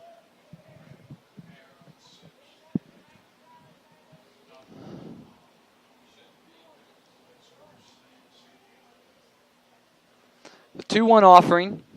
Princeton trying to, a big shot by Devin here. And this one, and this ball is ripped and it's gone! A 3-run homer by Devin Davis. It's 13-5, and you can just about put a bow on this one tonight. Princeton had put a bunch of body blows on Danville, but that's your knockout punch right there. A 3-run bomb by Devin Davis. It's his 4th of the year. It's a 5 RBI night for Davis. 15 now on the season, and the Rays lead it by a score of 13-5. Rutherford and Hernandez score on the home run. That ball got out of here in a hurry.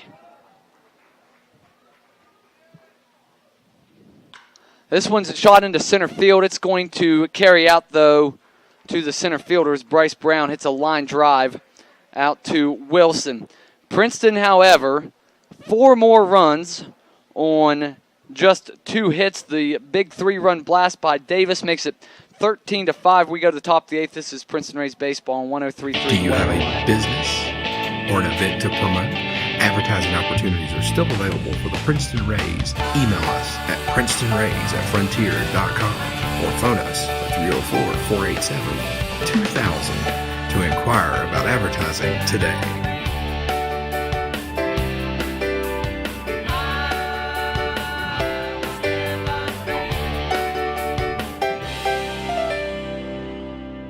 For years, Ramey Auto Group has been doing the deal with our customers. We do the deal.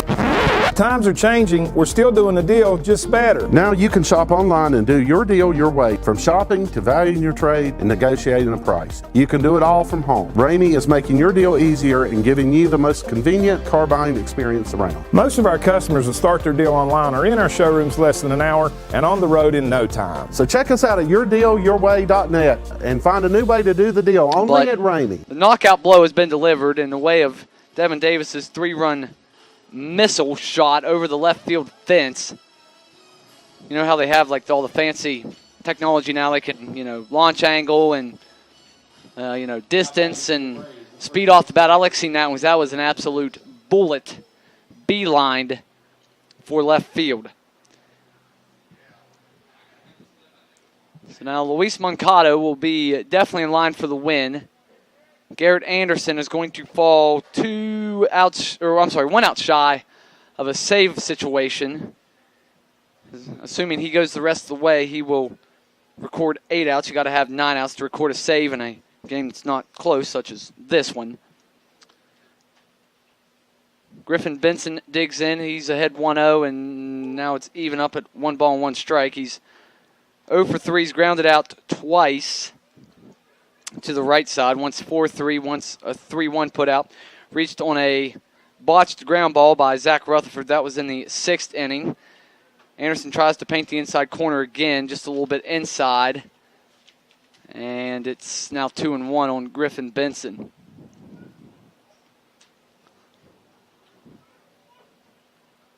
Anderson, a long pause. Princeton bullpen quiet. A swing and a miss high heat. Can't catch up. 2-2. Griffin Benson big old 6'5", 210-pound switch hitting first baseman, suburb of Dallas, Benbrook, Texas. Alida High School, 19 years old, turns 20 September 18th.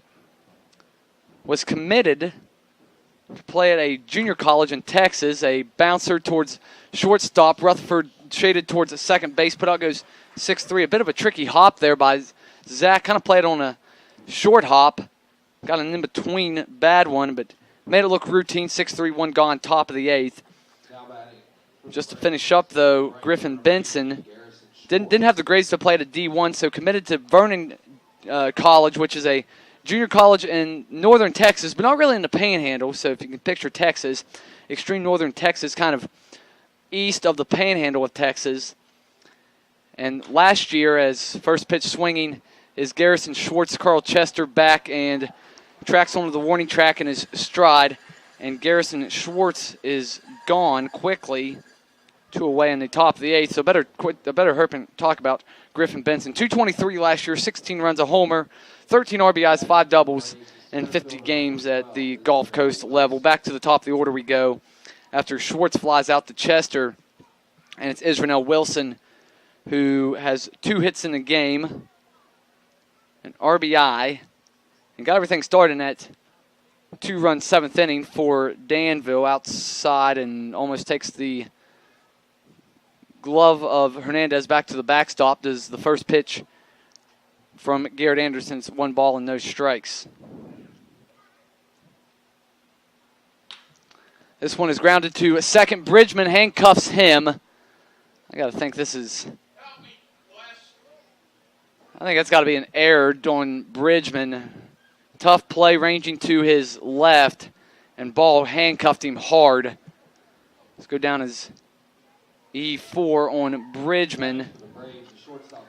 Keep the inning alive for the moment. Darian Cruz, who was the final strikeout for Luis Moncado, one of 2 that Moncado had tonight. By the way, his final line didn't get that to you. Inning 2/3, 3 hits, 2 runs, both of them earned a walk, or 2 walks and 2 strikeouts. Much more simpler play for Bridgman. Simple 3-hopper. Picks it up, tosses on to first. The error is harmless. No runs, a man left. In the top of the 8th, we go to the bottom half. Princeton in full command of this one. It's 13-5. This is Princeton Rays join us for a 3-game series as we battle the Kingsport Mets on Friday, Saturday, and Sunday, July 21st, 22nd, and 23rd. First pitch on Friday and Saturday, 7 p.m. Sunday, special 5 p.m. first pitch. Fantastic promotions each and every night. Special Saturday promotion, July 22nd. Earlier in the day on the 22nd, don't forget our Princeton Rays Youth Clinic. Contact our front office at 304-487-2000 for information on the Princeton Rays Youth Clinic. That night, all area Little League teams invited for pregame ceremonies. For more information, contact our front office. Little League night at the ballpark, Saturday night, July 22nd, 7 p.m. first pitch.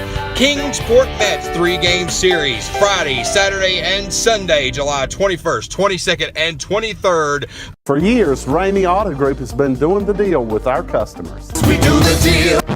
Times are changing. We're still doing the deal, just better. Now you can shop online and do your deal your way, from shopping to valuing your trade and negotiating a price. You can do it all from home. Ramey is making your deal easier and giving you the most convenient car buying experience around. Most of our customers that start their deal online are in our showrooms less than an hour and on the road in no time. So check us out at yourdealyourway.net and find a new way to do the deal only at Ramey. 30 chicken nuggets, a 30 count of nuggets, a 4 medium fries, and a gallon of sweet tea for only $25. Pretty good deal, by the way.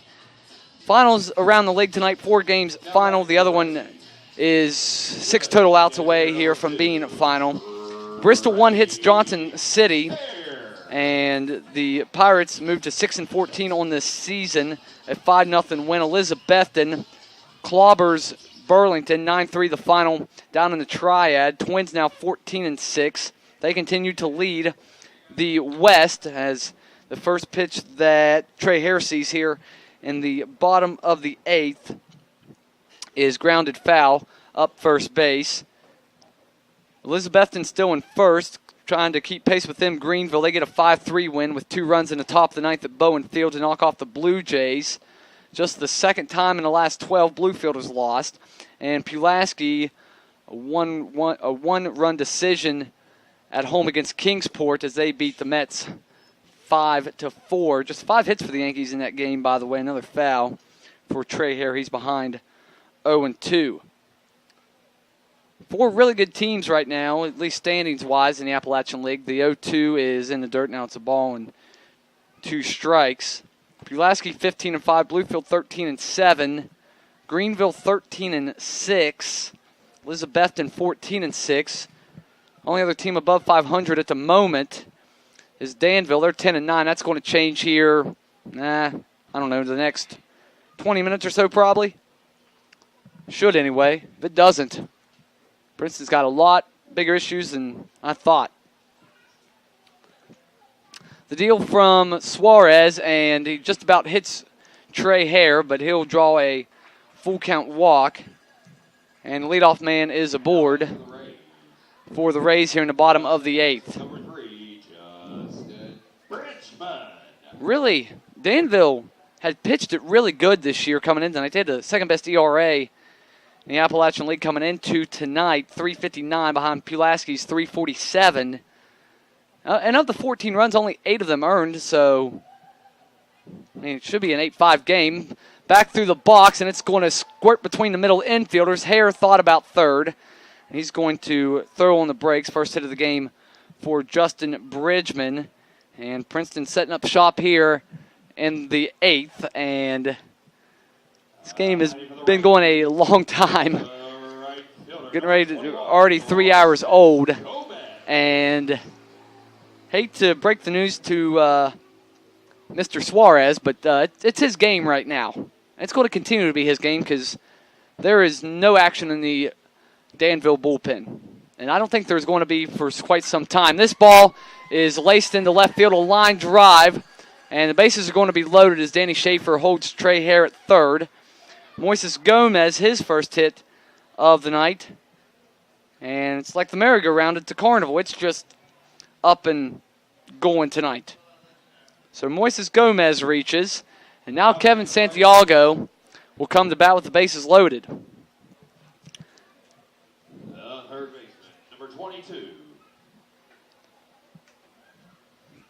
I just keep looking down at the Danville bullpen just to see if they're going to maybe get Suarez out of here, because I have a feeling this is going to get worse before it gets better for him, just based on previous numbers and the way Princeton's offense is moving along right now.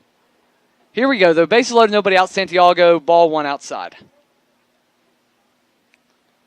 Santiago, just 3 RBIs this year, and for Kevin, as he gets the 1-0 and wastes it foul. For Santiago, it would be his first RBI since the first at home here against Burlington. His other 2 RBIs were at Danville. So actually pretty decent numbers this year for Santiago against Danville. Just missing the outside corner with an off speed is Suarez. It's now 2-1. Coming into tonight, Santiago 3 for 7 this year against the Braves, 2 RBIs, had struck out 3 times as he's ahead now 3-1. So 3 for 7, combine that. He is 4 for 9 against Burlington now, or against Danville rather this year with 4 strikeouts. So still pretty good numbers for Santiago against a team that he's really played sparingly this year. He swings and misses, tried to send that one into next week, missed it. It's 3-2. Was looking for the grand slam. Last home game we had here, we saw the grand slam. That was part of a 15-run mashing against Burlington. This ball he tried to send to the moon. Another hard cut, and it stays full 3-2. Kevin Santiago is not trying to just roll a ground single through the right side right now. He's looking. He's hunting Grand Slam City. Bases loaded. Leadoff walk to Trey Hare, then a single by Bridgman, another single by Moises Gomez, another full count pitch, and Santiago chases out of the zone. He's down on strikes for the second time tonight. 1 out, still bases loaded, and Carl Chester, who has done a little bit of everything tonight, except he hasn't driven in any runs, and really that's not Chester's game. Chester tries to get on to score. He is hitting .250 with runners in scoring position. It'll be the first time he comes up tonight with runners in scoring position.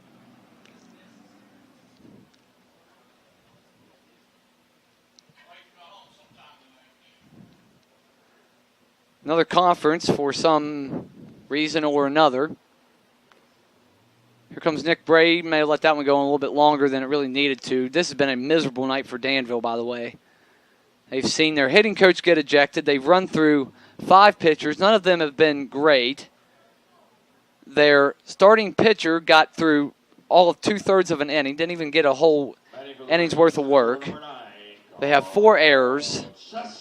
They've had the bases loaded a couple of times and a couple of golden chances to get back in this thing, or heck, even early on, like second inning, maybe even take the lead. Chester takes low, ball 1. First 3 Princeton batters reach, then a strikeout of Santiago, and that brings us to Chester. You got to think, unless it's ripped right at someone, Princeton's going to stay out of the double play just because Gomez and Santiago run pretty well. And they're at first and, Gomez and Bridgman, they're at first and second.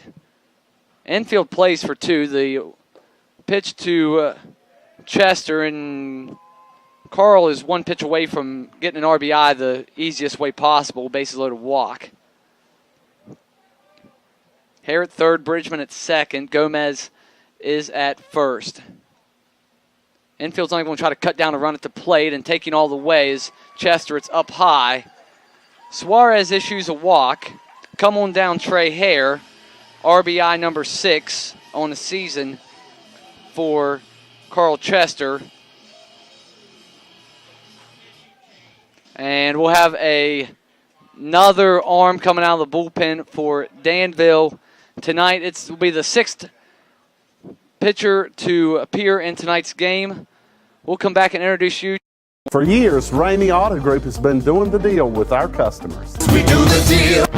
Times are changing. We're still doing the deal, just better. Now you can shop online and do your deal your way, from shopping to valuing your trade and negotiating a price. You can do it all from home. Ramey is making your deal easier and giving you the most convenient car buying experience around. Most of our customers that start their deal online are in our showrooms less than an hour and on the road in no time. So check us out at yourdealyourway.net and find a new way to do the deal only at Ramey. The recently exited Gilbert Suarez is responsible for everyone on base. He's given up 4 runs, and unlucky for him, all 4 have been unearned to this point. However, everything that's on base that would score or could potentially score would be earned against Gilbert Suarez. Did walk a guy and gave up the home run to Devin Davis, albeit unearned. The 1-0 is outside, and now it's 2-0.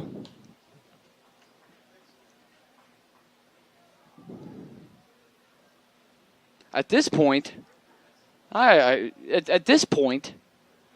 may just wrap up this game and then come back on the air for tomorrow's game at the rate we're going here.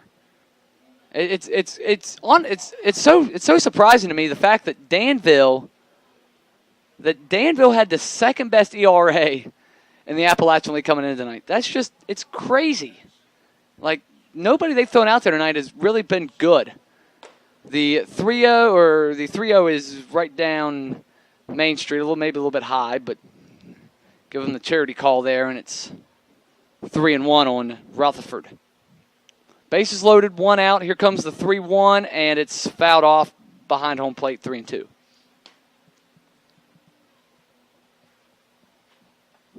Really, the only Danville pitcher tonight that's been really okay has been Navarro. He gave him great length, 3 1/3. Only gave up a run, struck out 3. The 3-2 offering, and it's down low, and another bases loaded walk.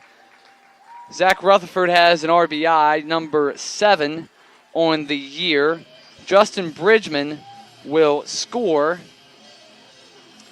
Chester up to second, and moving on to third is Moises Gomez. Ronaldo Hernandez will bat. It's now 15-5. Princeton for the second straight home game that spans 9 days now has 15 runs. Here we go. Hernandez hits a screamer down the right field line, but it's foul.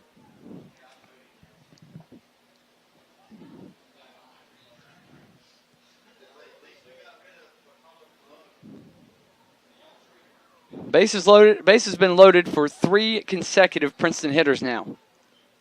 The 0-1 and Hernandez back up the middle. Gomez will score easily. Chester zooming around third. He's going to be in standing up, and it's 17-5. Come on down, Ronaldo Hernandez. He has 2 RBI in the game and now has 11 for the, actually check that, 12 for the season. Now batting for the Rays, the first baseman, number 32, Davis. Going to second, by the way, on the base hit was Rutherford. Once again, Princeton not really hitting the ball hard, per se. This ball is grounded down third. Lugbauer, a nice play. Throw across, shows off the rocket arm, and they get an out. Wow. What a play by Lugbauer. Caught it as it hopped over the bag. And a nice put out. Unlucky there for Devin. You thought for sure he had at least 1 RBI right there in what's been a wild night for Devin at the plate. But is robbed of at least a single and maybe extra bases right there by Lugbauer. Very nice defensive play. Bryce Brown bats. Princeton batting around for the 3rd time in 8 innings tonight. The crazy thing is they haven't gone more than 9 batters in any inning. Brown is in front of an off speed, and he's now put the count at 1 ball and 1 strike. Bryce Brown tonight has a single and 2 RBIs. He's reached on an error, walked, struck out, and he hit a hard line drive to center field that ended the last inning. This ball is called a strike at the knees. It's 1-2. He will pop this one in the infield. First baseman Benson will call off the second baseman, and the inning ends. However, Princeton 4 more across, and it's 17-5 Rays. 3 more outs to go for Princeton to put this one to bed. This is Princeton Rays Baseball 1. Rays fans, join us at the ballpark for a 3-game series against division rival the Pulaski Yankees. Tuesday, Wednesday, Thursday, July 18th, 19th, and 20th. 7 p.m. first pitch each and every night. Big promotions every night. 7 p.m. is first pitch on Tuesday, July 18th. It's Wendy's night at the ballpark. Big promotions courtesy of Wendy's on July 20th at the ballpark. It's Ramey Rotary night. First 400 fans through the gate get a free t-shirt. That's right, free t-shirt on July 20th, Thursday, July 20th. Free t-shirt night at the ballpark. All happening with our 3-game series against the Pulaski Yankees. Join us at the ballpark, 7 p.m. first pitch each and every night. See you at the ballpark. From basically the get-go tonight, they lead at 17-5. 17-5. We go top 9. And last cuts here for Danville. William Contreras, Drew Lugbauer, and Brad Keller will be the batters. Garrett Anderson will try to come out and put this thing to rest for the evening.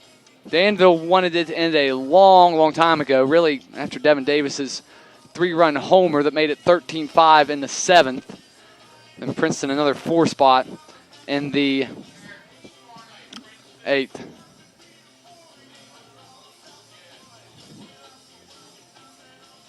Some confusion here with Garrett Anderson. Finally just now getting in these final warm-up tosses. Want to remind you tomorrow night, 6:45 airtime, Phoenix Sanders versus Odolvi Javier for the Braves. And then Friday night, it'll be Danville sending Kyle Moeller to the mound versus Riley O'Brien. Should be a really good pitching matchup Friday night. I'm looking forward to it.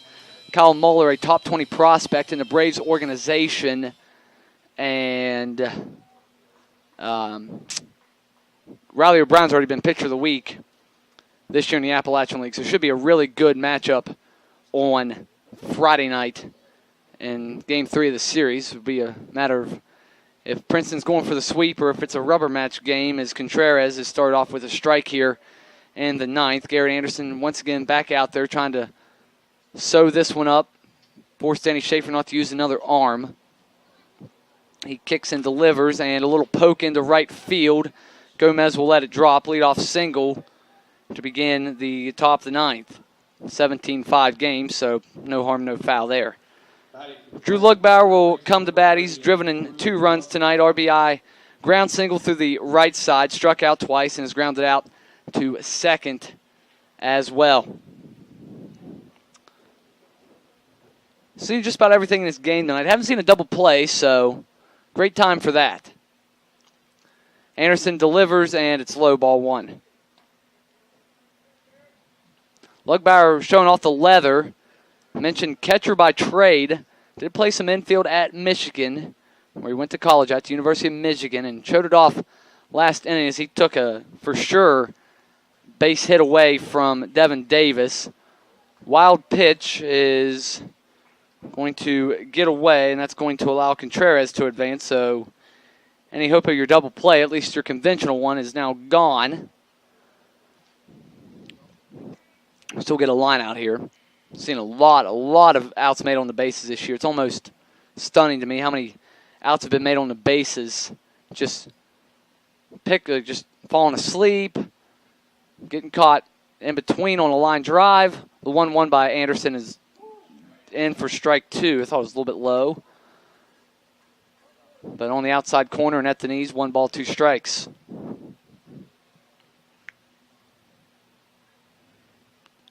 Off of second now, Contreras, the leadoff single. He has 2 hits in the game to go along with a solo home run, and this one just dribbled foul at home plate. Stays a ball and 2 strikes. Danville, 5 runs, 8 hits, 5 errors tonight. Princeton, 17 runs, 13 hits, and 2 errors for the Rays. Princeton has 13 hits. They have 17 runs. 1 ball, 2 strikes. Anderson deals, and it's a called strike 3. Beautiful breaking ball. It started way outside, and Lugbauer, was frozen on that one. Buckled at the knees. 1 gone, top 9. 3-hit game tonight for Brad Keller. He's been really the lone bright spot in this Braves offense. 3 hits, 2 singles. He has driven in just 1 run tonight. Says scored only once as well, but he's been aboard all 4 times. He also walked, so he's 3 for 3, takes strike 1. He hasn't been retired. Brad Keller, talked about it earlier in the broadcast, just got off to a rip-roaring start in the Appalachian League. Danville hosted Elizabethton, or maybe they went on the road. Anyway, they played Elizabethton to begin the Appalachian League season, those 2 teams.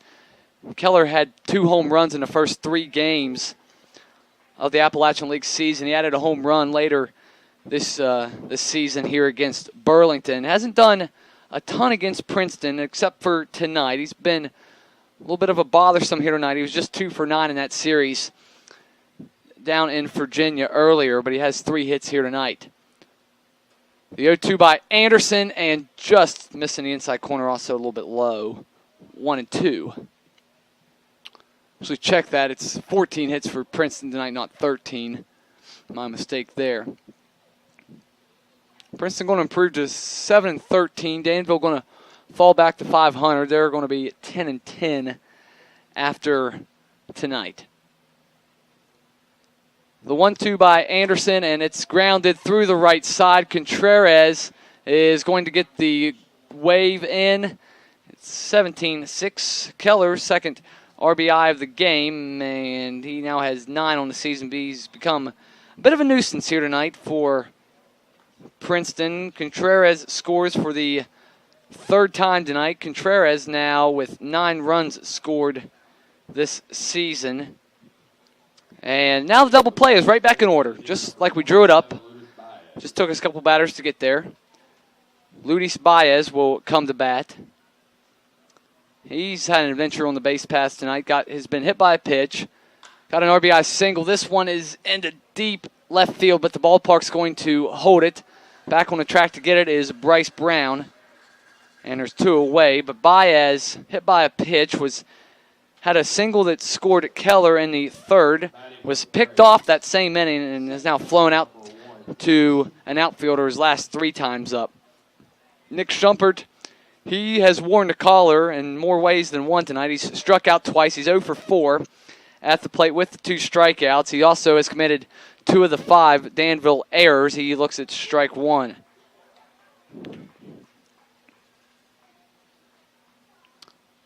(17-6) the score. Princeton 1 out away from wrapping this one up.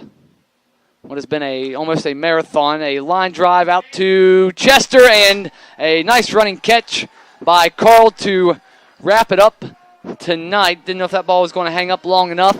Nice basket catch just a little bit below the waist by Princeton's center fielder. The Rays win it tonight 17-6. We'll come back and wrap this one up here on our post-game show. This is Princeton Rays Baseball on 103.3 The Way and online at 1033theway.com.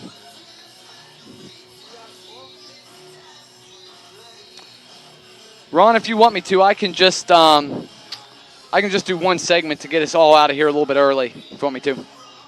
I'll just do one segment, just one kind of longer segment, so.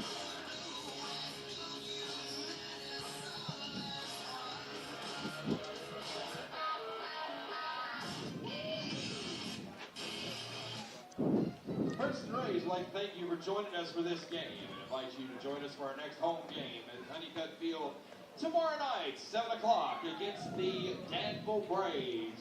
Princeton Community Hospital night tomorrow at 7 o'clock. Please drive safely. Tomorrow night at the ballpark. I know. Just wanted to put that in there, and I saw that start to go.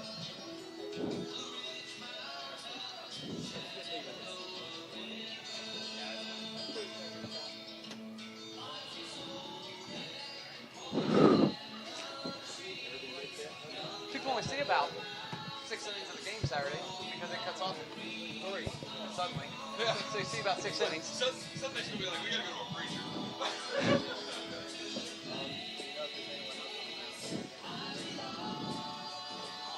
I got 12 hours. West Side were like, we're going to get to see the game. We're going to go to a preacher. Do you have a business or an event to promote? Advertising opportunities are still available for the Princeton Rays. Email us at princetonrays@frontier.com or phone us at 304-487-2000 to inquire about advertising today.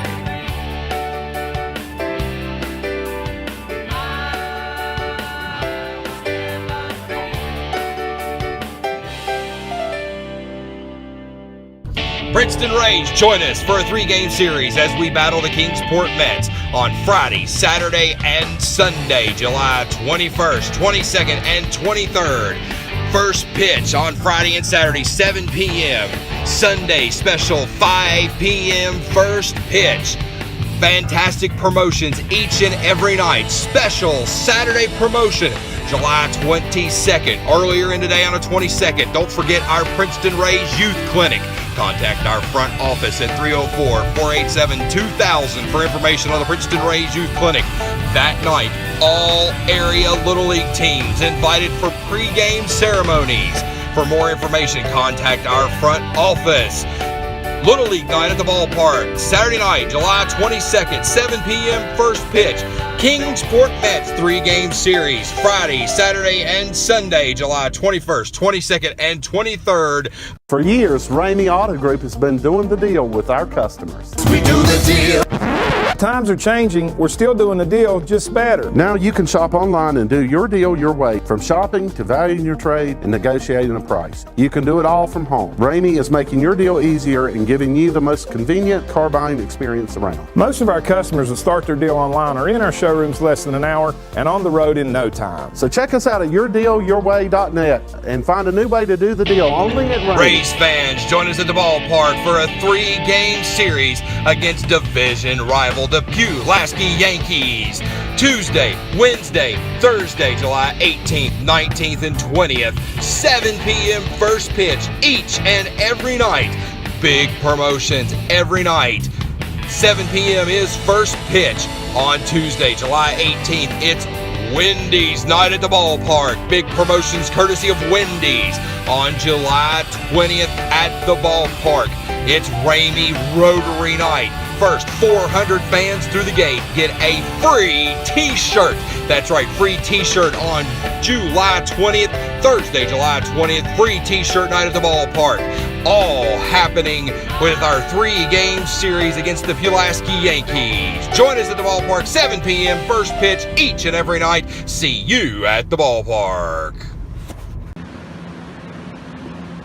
Welcome in, fans, to the Princeton Rays Game of the Week post-game show. Wes McKinney alongside, I'm Eric Lester here on Sudden Link, brought to you by Ramey Motors. And fans, a fantastic Game of the Week, a great result for the Princeton Rays, a 17-6 shellacking over the Danville Braves. And let's just bring you on in here, Wes. And we said hitters lineup in the pregame show, and those bats did not disappoint. Yeah, Eric, they took advantage of some mistakes both on the mound and in the field by Danville. And we talked about in the pregame, Princeton, I felt like maybe they need to get out to an early lead, establish some confidence. And my gosh, when I said they got out to an early lead, they took it to heart, obviously, because Dilmer Mejia didn't even make it out of the first inning. Got 2 outs before he was yanked out of the game. And then, I like Princeton's resiliency. When you score that many runs that early, sometimes you get a little bit lazy at the plate. You lose what you're trying to accomplish.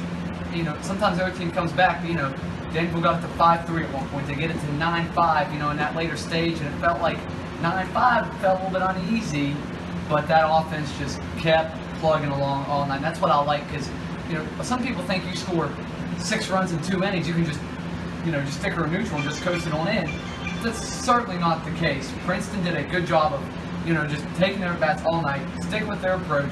They grinded at bats all night, really made Danville work every single pitch, no matter who was in the game. Danville used 6 different pitchers, and it did not matter who was in that game. Princeton stuck to their plan tonight and executed perfectly.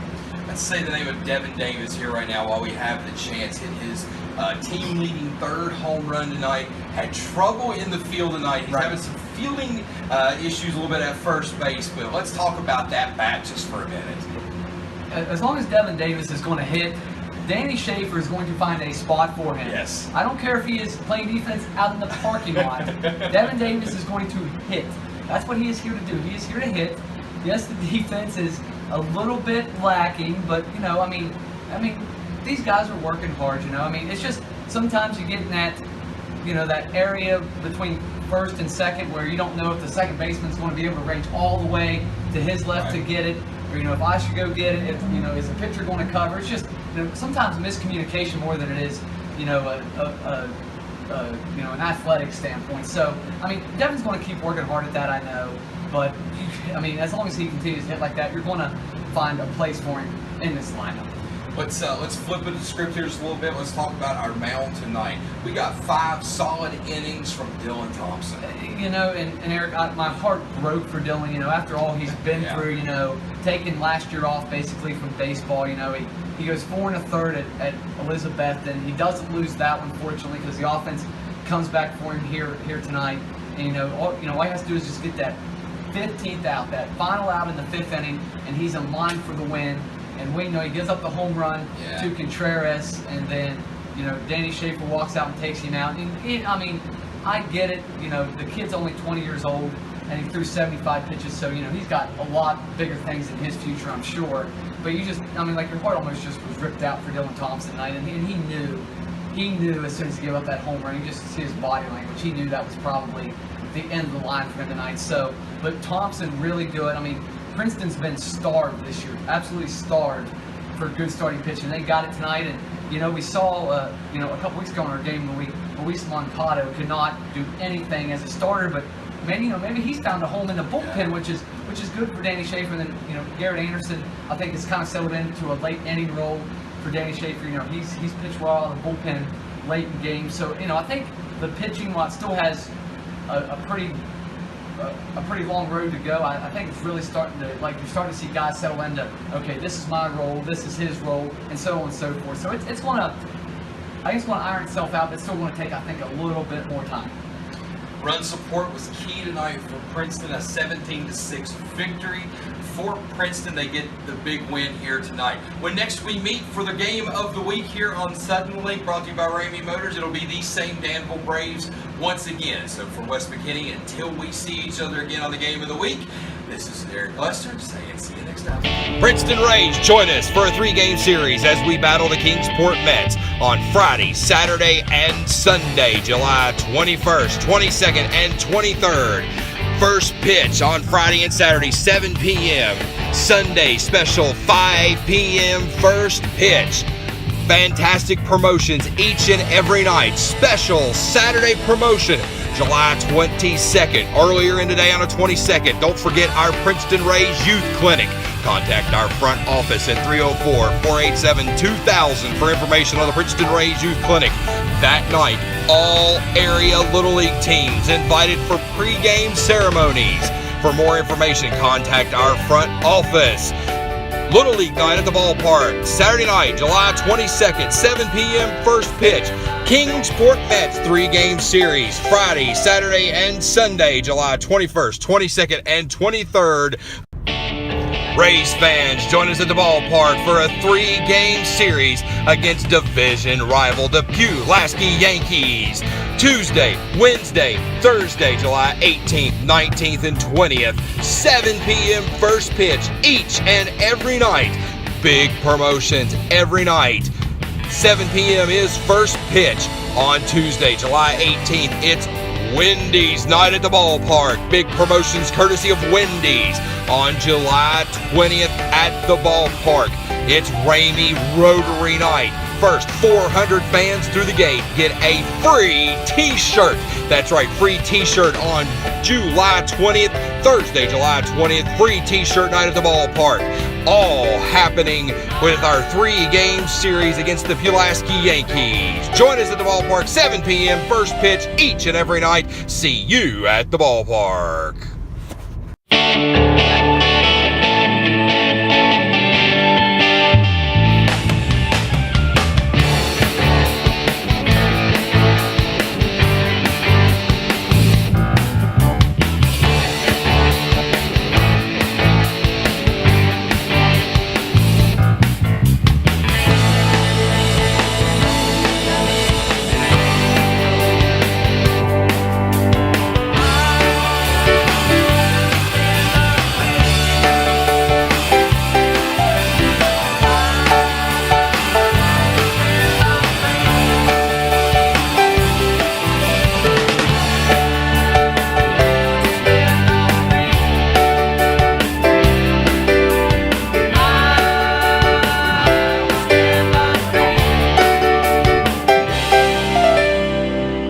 For years, Ramey Auto Group has been doing the deal with our customers. We do the deal. Times are changing. We're still doing the deal, just better. Now you can shop online and do your deal your way, from shopping to valuing your trade and negotiating a price. You can do it all from home. Ramey is making your deal easier and giving you the most convenient car buying experience around. Most of our customers that start their deal online are in our showrooms less than an hour and on the road in no time. So check us out at yourdealyourway.net and find a new way to do the deal only at Ramey.